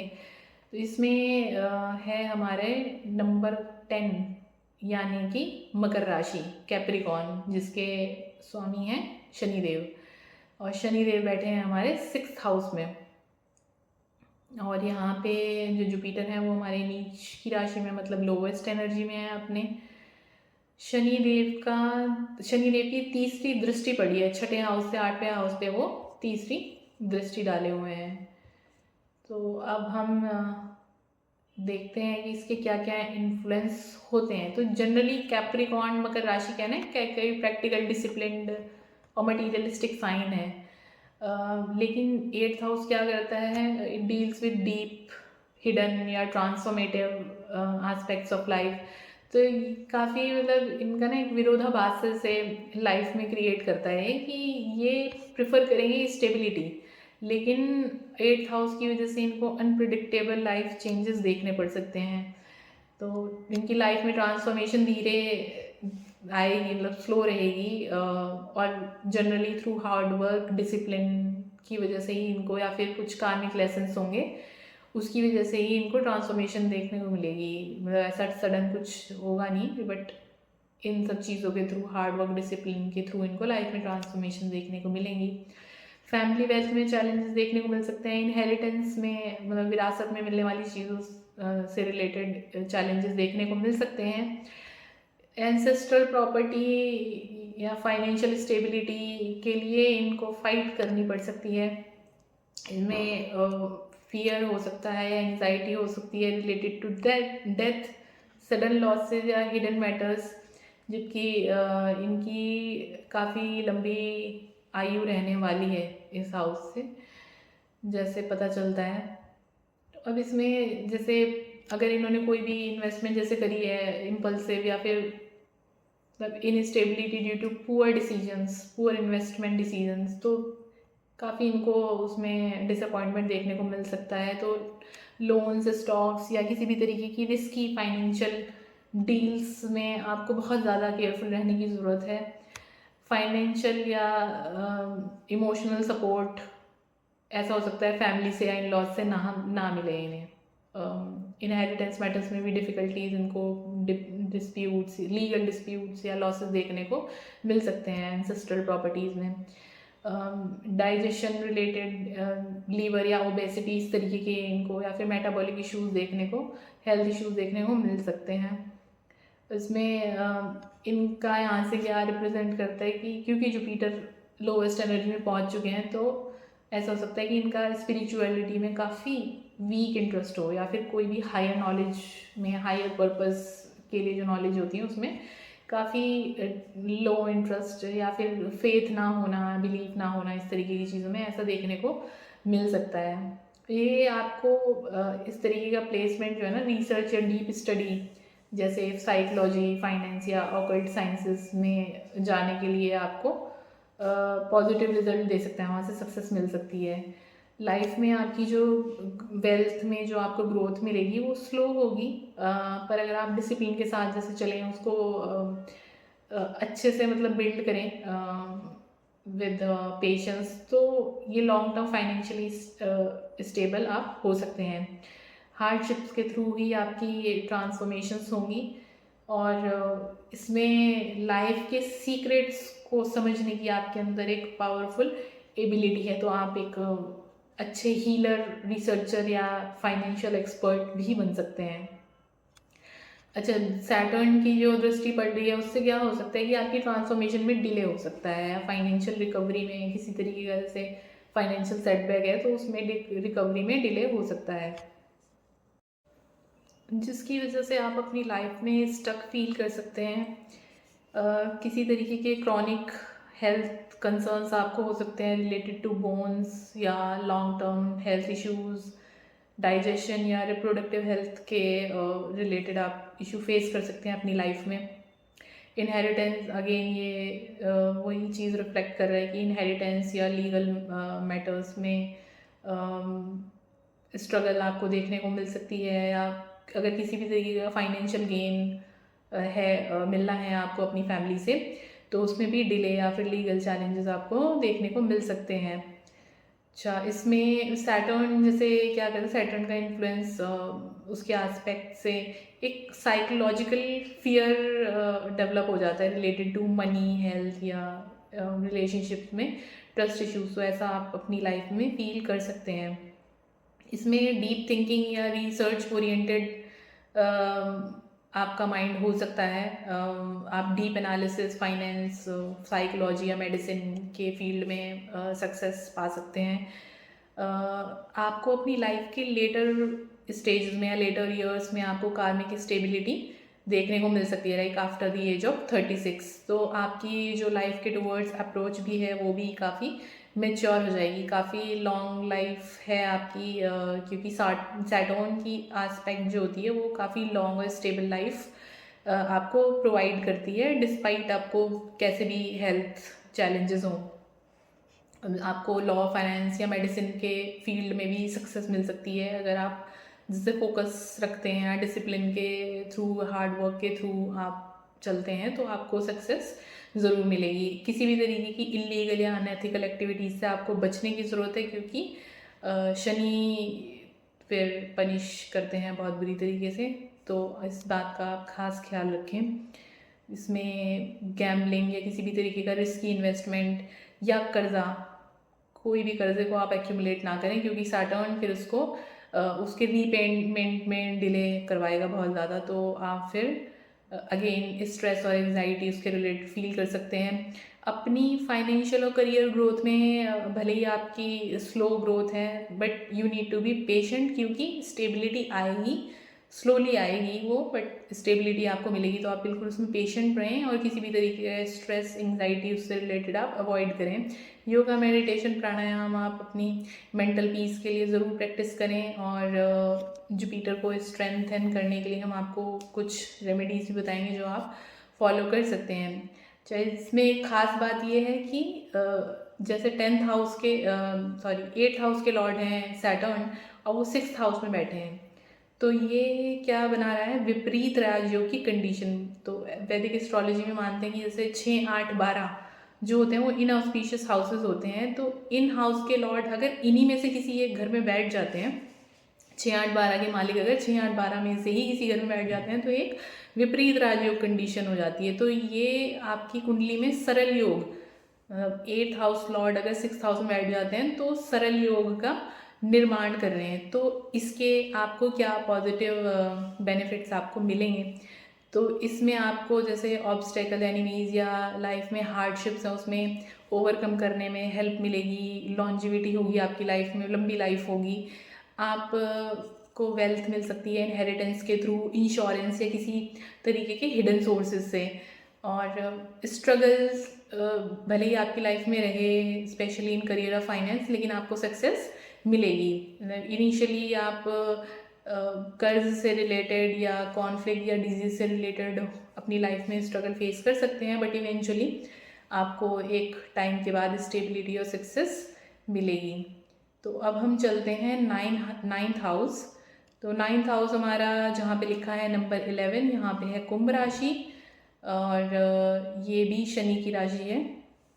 नाइन्थ हाउस से हम देखते हैं धर्म, रिलीजन, एथिक्स, मॉरल्स, लक का हाउस बोलते हैं इसको, भाग्य का, और इसमें पास्ट लाइफ के गुड कर्मास, फादर से relation, higher education, gurus, long distance travel या फॉरेन सेटलमेंट या फॉरेन कनेक्शन, आपकी विजडम, स्पिरिचुअलिटी, ये सब चीज़ें हमारे नाइन्थ हाउस से देखी जाती हैं। तो अब नाइन्थ हाउस में हमारे जो लॉर्ड हैं वो बैठे हुए हैं सिक्स्थ हाउस में, तो ये भाग्य को थोड़ा सा वीक कर देते हैं। इसमें इस नाइन्थ हाउस पे किसी भी और प्लैनेट का एस्पेक्ट नहीं है।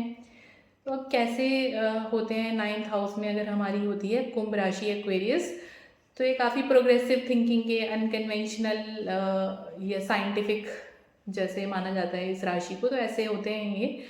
और ये ट्रेडिशनल जैसे रिलीजियस बाउंड्रीज या फिर थॉट्स होते हैं या किसी तरीके की ट्रेडिशनल रिलीजियस नॉलेज होती है, तो ये उसके बियॉन्ड जाकर कुछ मतलब इनकी काफ़ी लॉजिकल और रेशनल अप्रोच होती है स्पिरिचुअलिटी के टूवर्ड्स।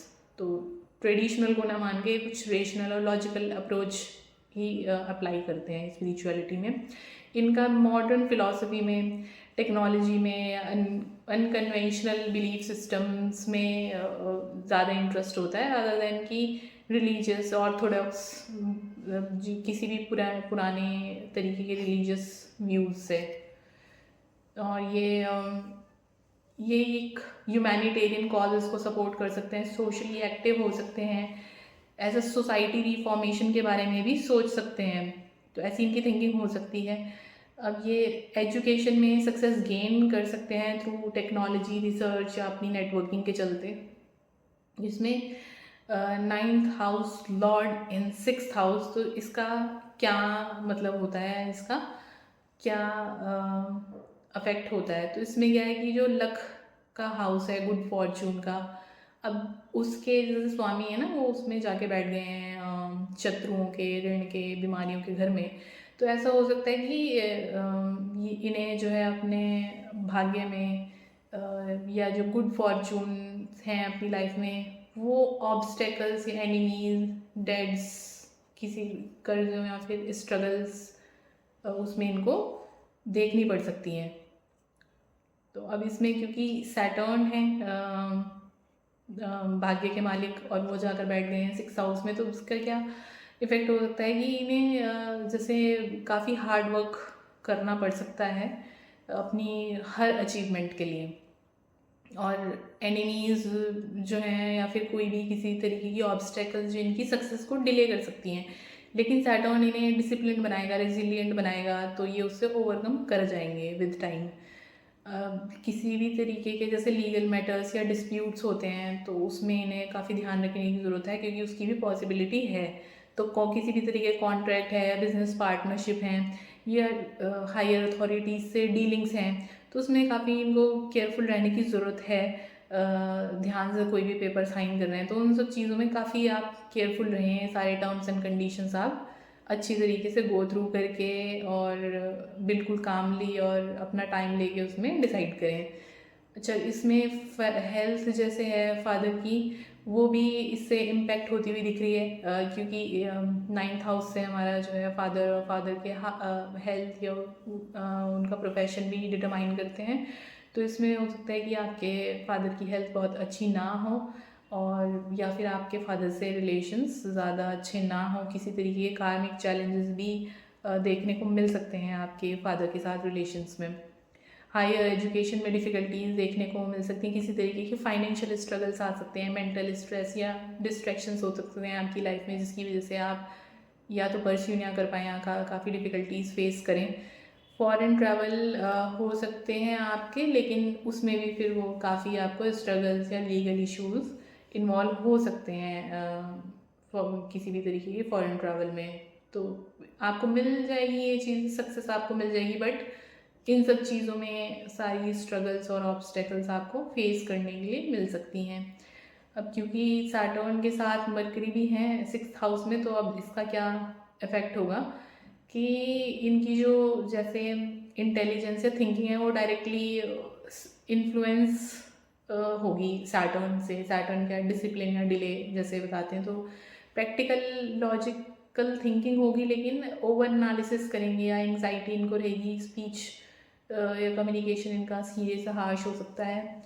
राइटिंग, डिबेटिंग या लीगल वर्क में ये अपना करियर बना सकते हैं, और ओवर वर्किंग में जा सकते हैं, leading to stress and fatigue. तो इस तरीके की सिचुएशन भी देखने को मिल सकती है। ऐसा भी हो सकता है कि इतना बहुत ही ज़्यादा काम में इतना ज़्यादा इन्वॉल्व रहें जिससे कि इनकी फैमिली लाइफ में भी स्ट्रेस देखने को मिल सकता है कि घर पे ज़्यादा टाइम नहीं दे पा रहे हैं, और इतना ज़्यादा ओवर वर्क या वर्कोहॉलिक काइंड ऑफ पर्सन है कि फिर घर के लिए समय ही नहीं है, तो घर में उस वजह से भी इश्यूज देखे जा सकते हैं, क्योंकि इनकी फैमिली इनका टाइम डिमांड कर सकती है और ये सारा टाइम अपना हो सकता है काम में डिवोट कर दें। तो इस चीज़ के लिए भी आपको केयरफुल रहने की ज़रूरत है। अब हम चलते हैं 10th हाउस की तरफ, जिसको हम कहते हैं आपका कर्म का भाव, जहाँ से हम आपका देखते हैं करियर, प्रोफेशन, सोशल स्टेटस, आपका रेपुटेशन कैसी है, आपकी पब्लिक इमेज कैसी है, आपके एक्शंस, अचीवमेंट्स, आपके बॉसेस या अथॉरिटीज़ के साथ में रिलेशनशिप्स।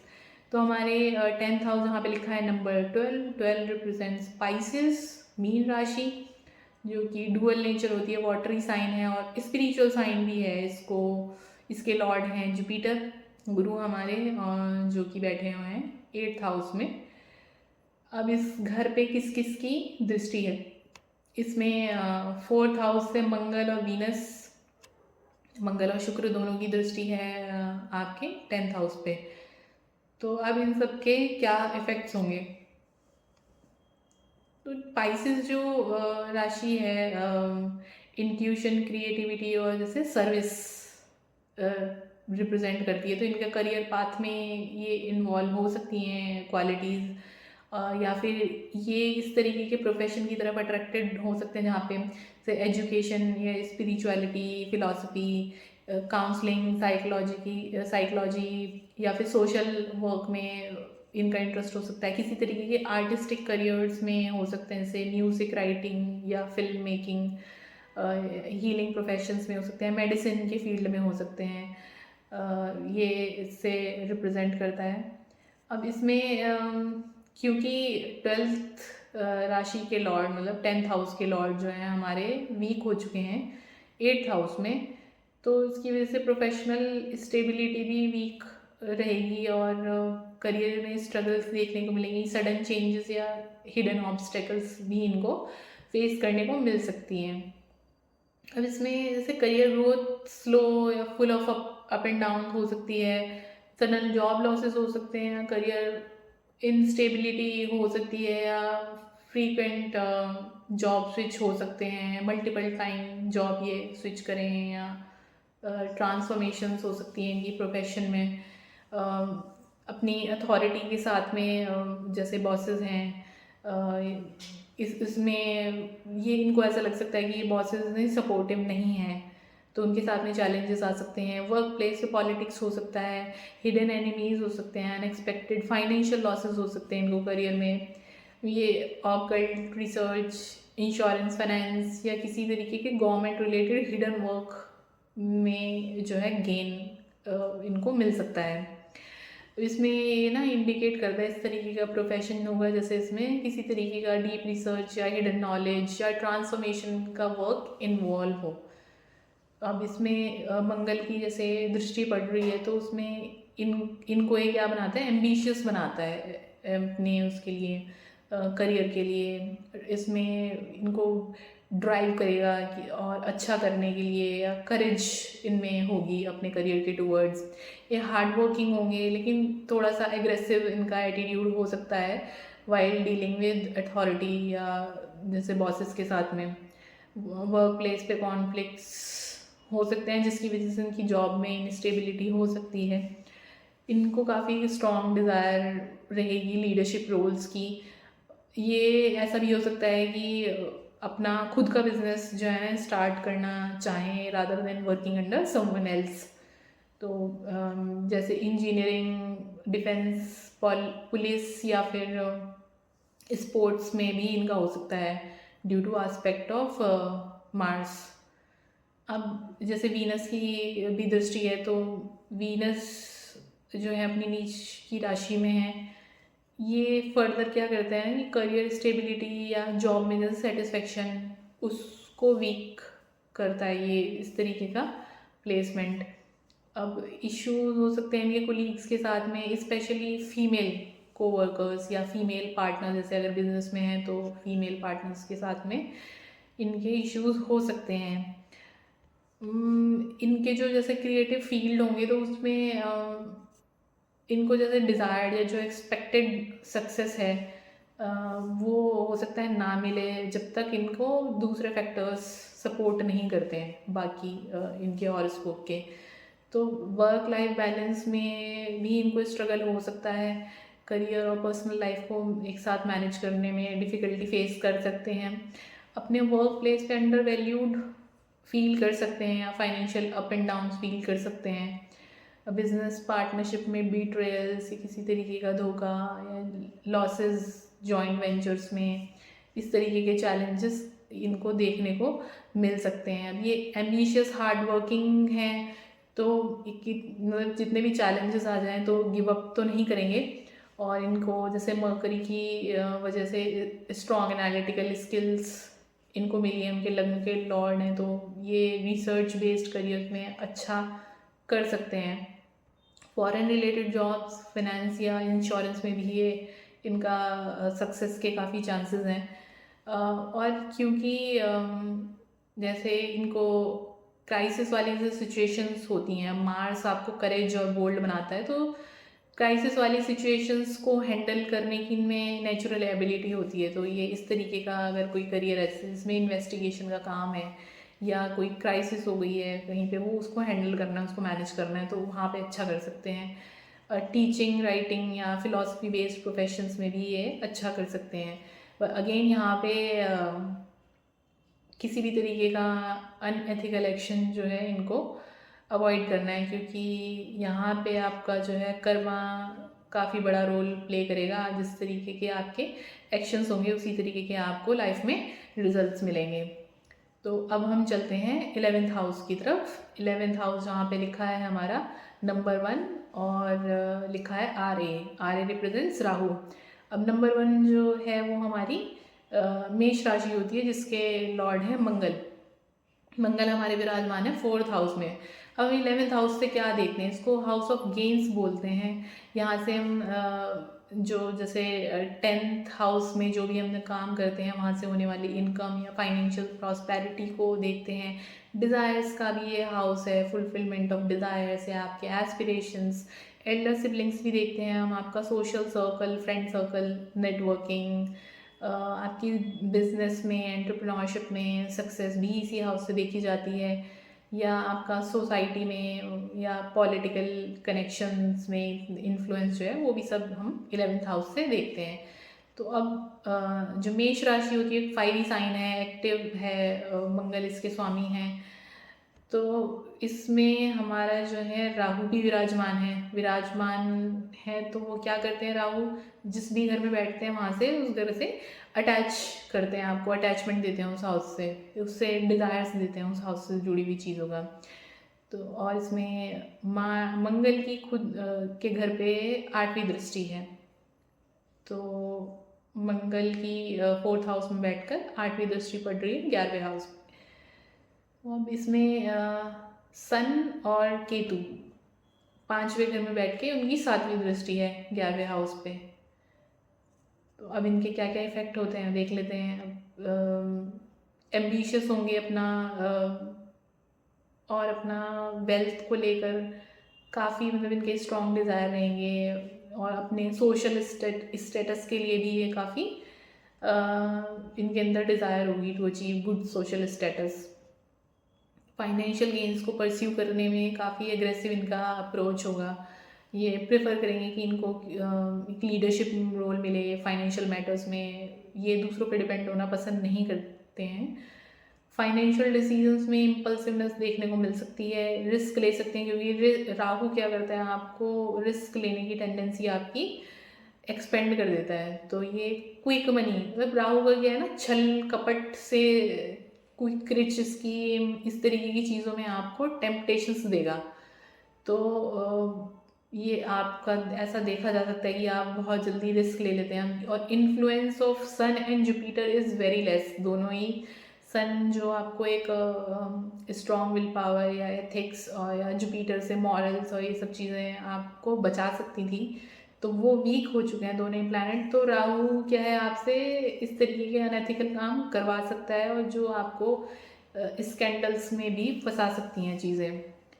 इसमें ये हाईली कॉम्पिटिटिव नेचर हो सकता है अपने प्रोफेशनल या सोशल सर्कल्स में, बिकॉज ऑफ मंगल प्रेजेंस, और उसकी एस्पेक्ट भी है, मंगल का हाउस है और उसकी एस्पेक्ट भी है। इसमें इनको क्या हो सकता है ना, एक लॉन्ग टर्म फ्रेंडशिप मेंटेन करने में चैलेंजेस स्ट्रगल्स हो सकते हैं। अपने एल्डर सिबलिंग्स के साथ में इनके कॉन्फ्लिक्ट्स हो सकते हैं। तो ऐसा हो सकता है कि फ्रेंड्स बदलते रहते हों लॉन्ग टर्म से, या जैसे होते हैं कि बचपन के दोस्त, ऐसे आपकी लाइफ में ना हों आपके सोशल सर्कल में।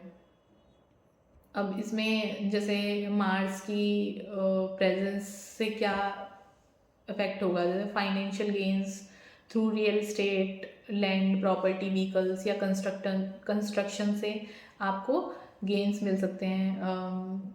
वेल्थ एक्यूमुलेशन में आपको हो सकता है काफ़ी एफर्ट और हार्ड वर्क करना पड़े, इस तरीके की सिचुएशन ये बनाते हैं यहाँ पे। फैमिली मेम्बर्स के साथ में वेल्थ, प्रॉपर्टी और इनहेरिटेंस को लेके कॉन्फ्लिक्ट्स अगेन, क्योंकि 4th हाउस में बैठे हैं मार्स और दृष्टि डाल लेंगे 8वें हाउस पे, तो ये आपको देखने को मिल सकता है। बिजनेस में सक्सेस, लेकिन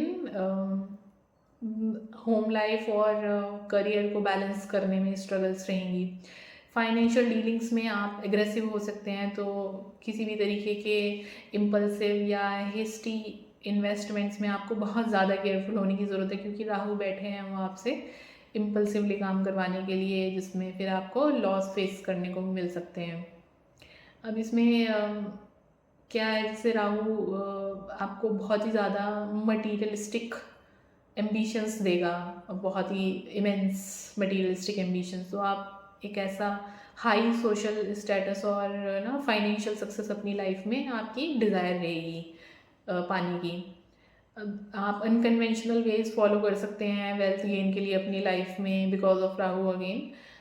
फॉरेन सोर्सेज से हो सकते हैं, टेक्नोलॉजी, मीडिया या किसी भी तरीके की स्पेकुलेटिव बिजनेसेस से आपका काफ़ी बड़ा एक सोशल नेटवर्क हो सकता है। लेकिन राहु की वजह से आप अट्रैक्ट कर सकते हैं डिसेप्टिव या अनएथिकल लोग, जो छल कपट या अच्छी थिंकिंग नहीं रखते, जो चीटिंग या किसी तरीके की धोखेबाजी का थॉट प्रोसेस अपने माइंड में रखते हैं। उस तरीके के लोग आपके सोशल सर्कल में हो सकते हैं। तो you need to be very very careful about them.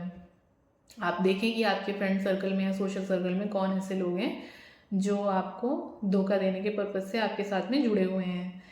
इनकी एक स्ट्रॉन्ग डिज़ायर हो सकती है कि आप किसी इन्फ्लुएंशियल ग्रुप का पार्ट बने, या पॉलिटिकल या कुछ कॉर्पोरेट पावर आपके पास हो, इस तरीके की आपकी स्ट्रॉन्ग डिज़ायर हो सकती है।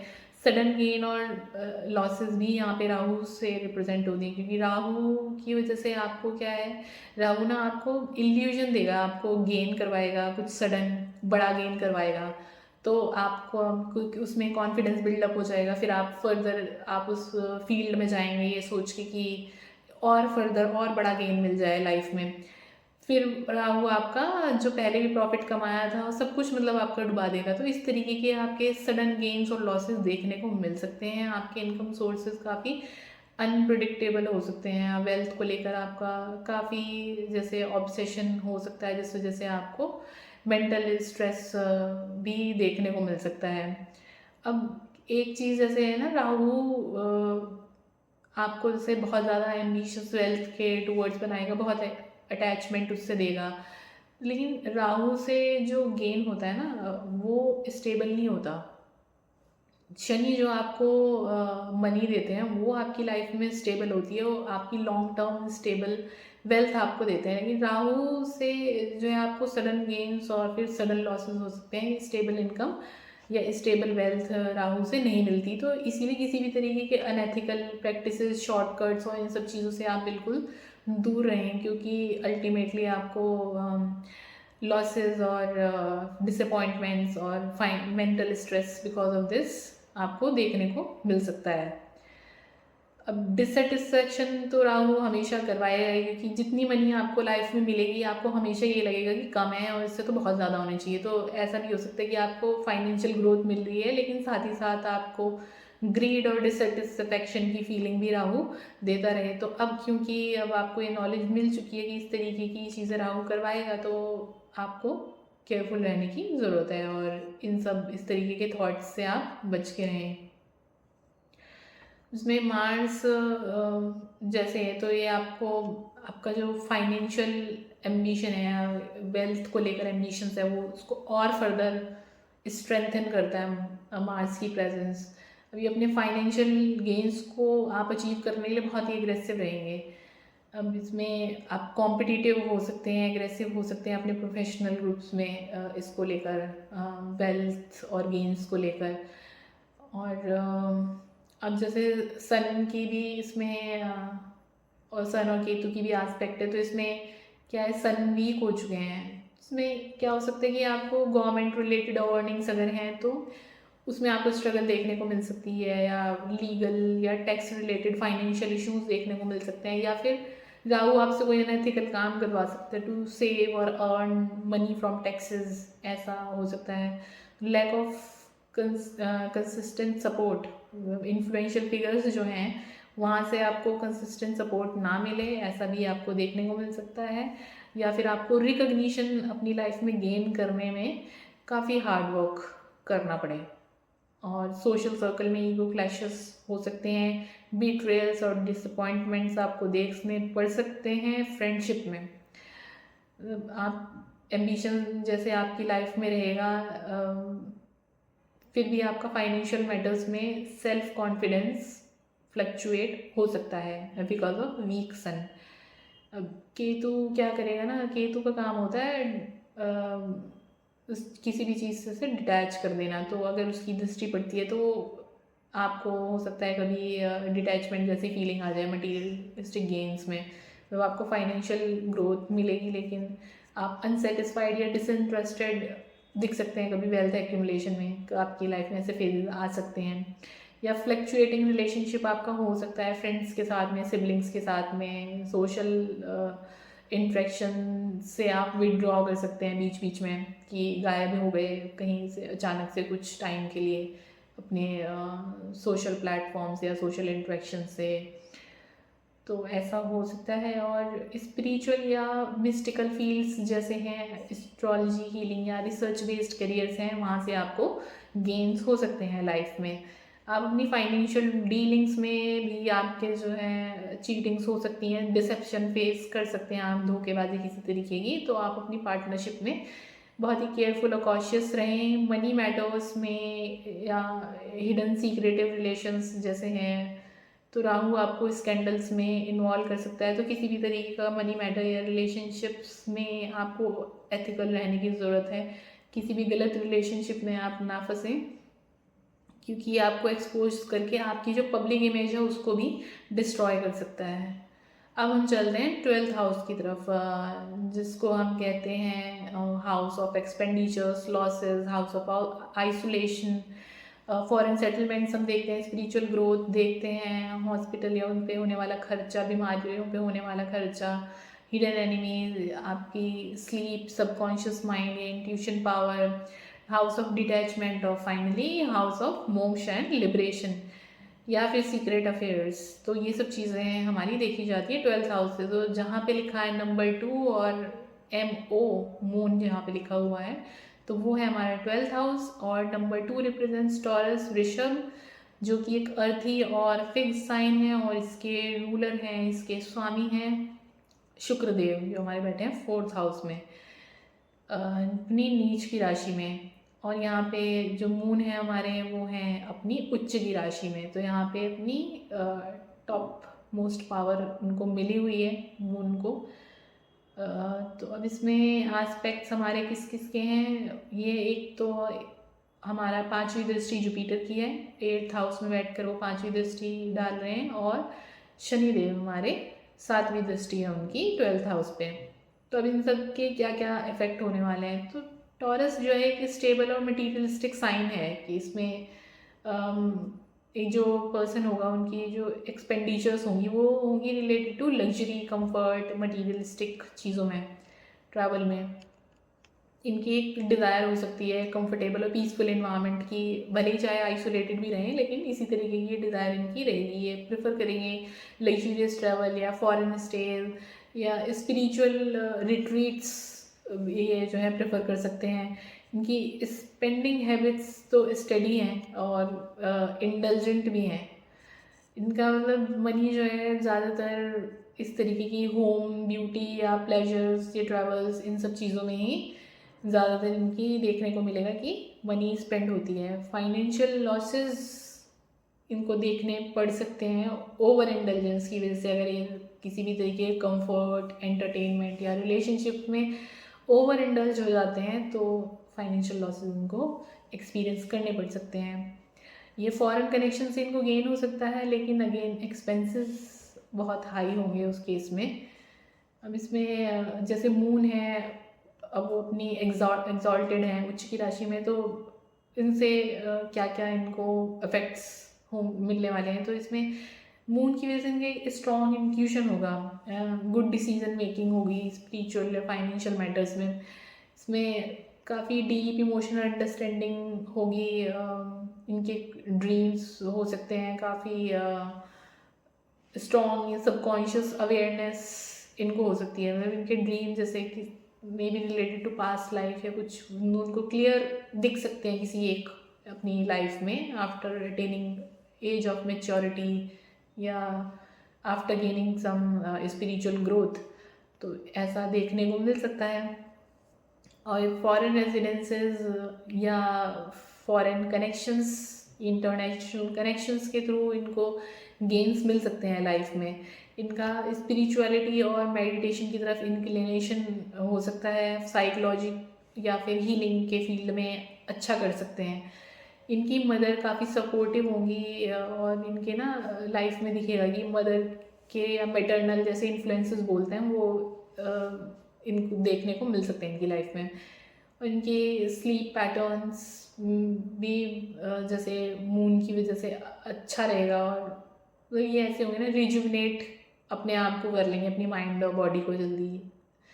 इसमें कुछ चैलेंजेस जैसे ऐसे हो सकता है कि ड्यू टू एक्सेसिव इमेजिनेशन ये कभी लोनली या फिर लॉस्ट फील कर सकते हैं।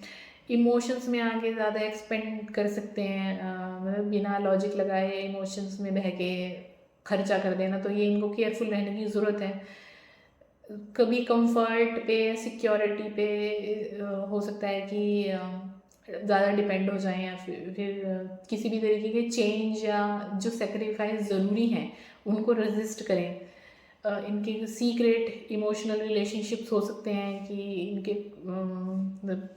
हिडन अफेयर्स या इमोशनल एस्केपिज्म जैसे बोलते हैं ना, कि आपको जैसे पूरी दुनिया में कहीं कोई रास्ता नहीं दिखता, तो कोई होते हैं आपके लाइफ में इमोशनल, आपका relationship hidden from outside world या हिडन फ्रॉम एवरीवन एल्स। तो ऐसा हो सकता है इनकी लाइफ में। अब इसमें जुपिटर की जैसे एस्पेक्ट है, तो उससे क्या इफेक्ट होगा। इसमें होगा कि हायर विजडम को लेकर इनके काफ़ी कंफ्यूजन या फिर मिसगाइडेड स्पिरिचुअल बिलीफ हो सकते हैं, क्योंकि जुपिटर वीक हो चुके हैं। तो स्ट्रॉन्ग गाइडेंस या एक सही जो नॉलेज है हो सकता है वो लाइफ में ना मिले, और थोड़ा सा मिसगाइडेड रहें। फाइनेंशियल लॉसेस फेस करने पड़ सकते हैं बिकॉज ऑफ ओवर ट्रस्ट या गलत ट्रस्ट कर लेने से फॉरेन या हिडन डीलिंग्स में, तो उसके लिए केयरफुल रहने की ज़रूरत है। ज़रूरत से ज़्यादा जेनरस होना भी इनके लिए नुकसानदायक हो सकता है, क्योंकि ये दूसरों को हेल्प करने के लिए काफ़ी लॉस फेस कर सकते हैं। तो प्रैक्टिकल होकर इनको सोचने की ज़रूरत है कि कितना और कब और किसको हेल्प करनी है, तो उसमें आप थोड़ा सा प्रैक्टिकल होके सोचें। इनका डिले हो सकता है स्पिरिचुअल अवेकनिंग में, क्योंकि जुपिटर वीक हो चुके हैं, तो इनको स्ट्रगल फेस करनी पड़ सकती है राइट पाथ मिलने में, स्पिरिचुअलिटी या हायर लर्निंग में सही पाथ मिलने में इनको स्ट्रगल करनी पड़ सकती है। फाइनेंशियल लॉसेस हो सकते हैं हॉस्पिटल रिलेटेड मैटर्स या लीगल मैटर्स में, या फिर हिडन एनिमीज़ की वजह से। अब जैसे जुपिटर होते हैं वो विजडम और नॉलेज लेके आते हैं आपकी लाइफ में, लेकिन अब ये बहुत ही वीक स्टेट में हैं अपने, तो इसीलिए आपको बहुत ही ज़्यादा केयरफुल रहने की ज़रूरत है। किसी पे ट्रस्ट कर सकते हैं आप ब्लाइंडली, उससे भी आपको बचने की ज़रूरत है। फाइनेंशियल स्पिरिचुअल मैटर्स में भी अगर आप किसी पे ब्लाइंडली ऐसे बिलीव करते हैं, तो ये भी आपके लिए एक नेगेटिव इम्पैक्ट आपकी लाइफ में क्रिएट कर सकता है, आपको लॉसेस फेस करने पड़ सकते हैं। अब शनि देव की जैसे दृष्टि पड़ रही है, तो अब ये क्या होगा उससे कि एक कार्मिक बर्डन आपकी लॉसेस या स्पिरिचुअलिटी में ऐड हो जाएगा इससे। अब एक्सपेंसेस तो ये कंट्रोल करेंगे शनिदेव, क्योंकि डिसिप्लिन सिखाते हैं, बट फाइनेंशियल स्ट्रगल आपको देखने को मिल सकती है। आपकी फाइनेंशियल स्ट्रगल इंक्रीज हो सकती है, क्योंकि डिलेज और हार्डशिप्स होंगे आपके गेन्स में या फाइनेंशियल बेनिफिट्स में आपको। अब इसमें चैलेंजेस भी दे सकते हैं फॉरेन ट्रैवल्स में, या फिर अब्रॉड में अगर सेटल होने का आप जैसे ट्राई करते हैं, तो उसमें डिले देखने को मिल सकते हैं, लेकिन सक्सेस मिलेगी आपको ऑब्स्टेकल्स के बाद। इसमें हेल्थ इश्यूज आपको हो सकते हैं related to sleep disorders, anxiety, या फिर कोई हिडन क्रॉनिक डिजीज़ भी हो सकते हैं। इसमें स्पिरिचुअल मैटर्स में आपका जैसे स्ट्रॉन्ग डिसिप्लिन रहेगा। अगर आपको सही गाइडेंस मिल जाती है, तो आप एक सीरियस स्पिरिचुअल प्रैक्टिस आप डेवलप कर सकते हैं अपनी लाइफ में।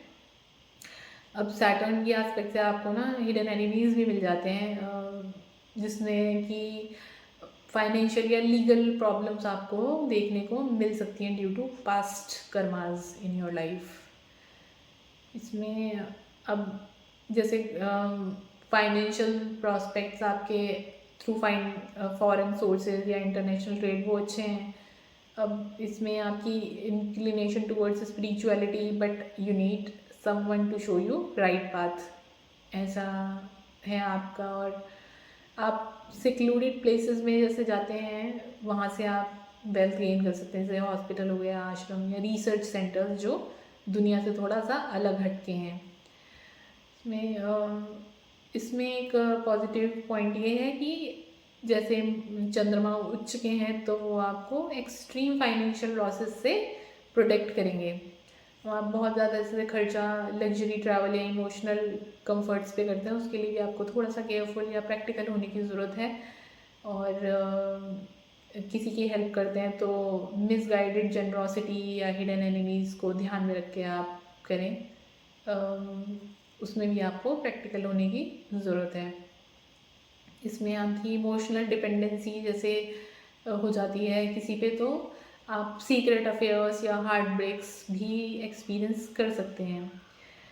इसमें जैसे हमने आपकी ओवरऑल कुंडली का एनालिसिस आपको प्रोवाइड किया है, इसमें आप देखेंगे कि जो मेन प्लैनेट्स जैसे होते हैं जो आपकी लाइफ में पॉजिटिविटी, एक स्ट्रॉन्ग मॉरल वर्क एथिक्स, ये सब चीज़ें प्रोवाइड करते हैं, वेल्थ और प्रॉस्पेरिटी को लेकर आते हैं, luxury, comfort and love in your life. तो ये तो प्लैनेट्स काफ़ी ऐसे वीक स्टेट में हैं, तो अब इनको स्ट्रॉन्ग बनाने के लिए आपको क्या करना है?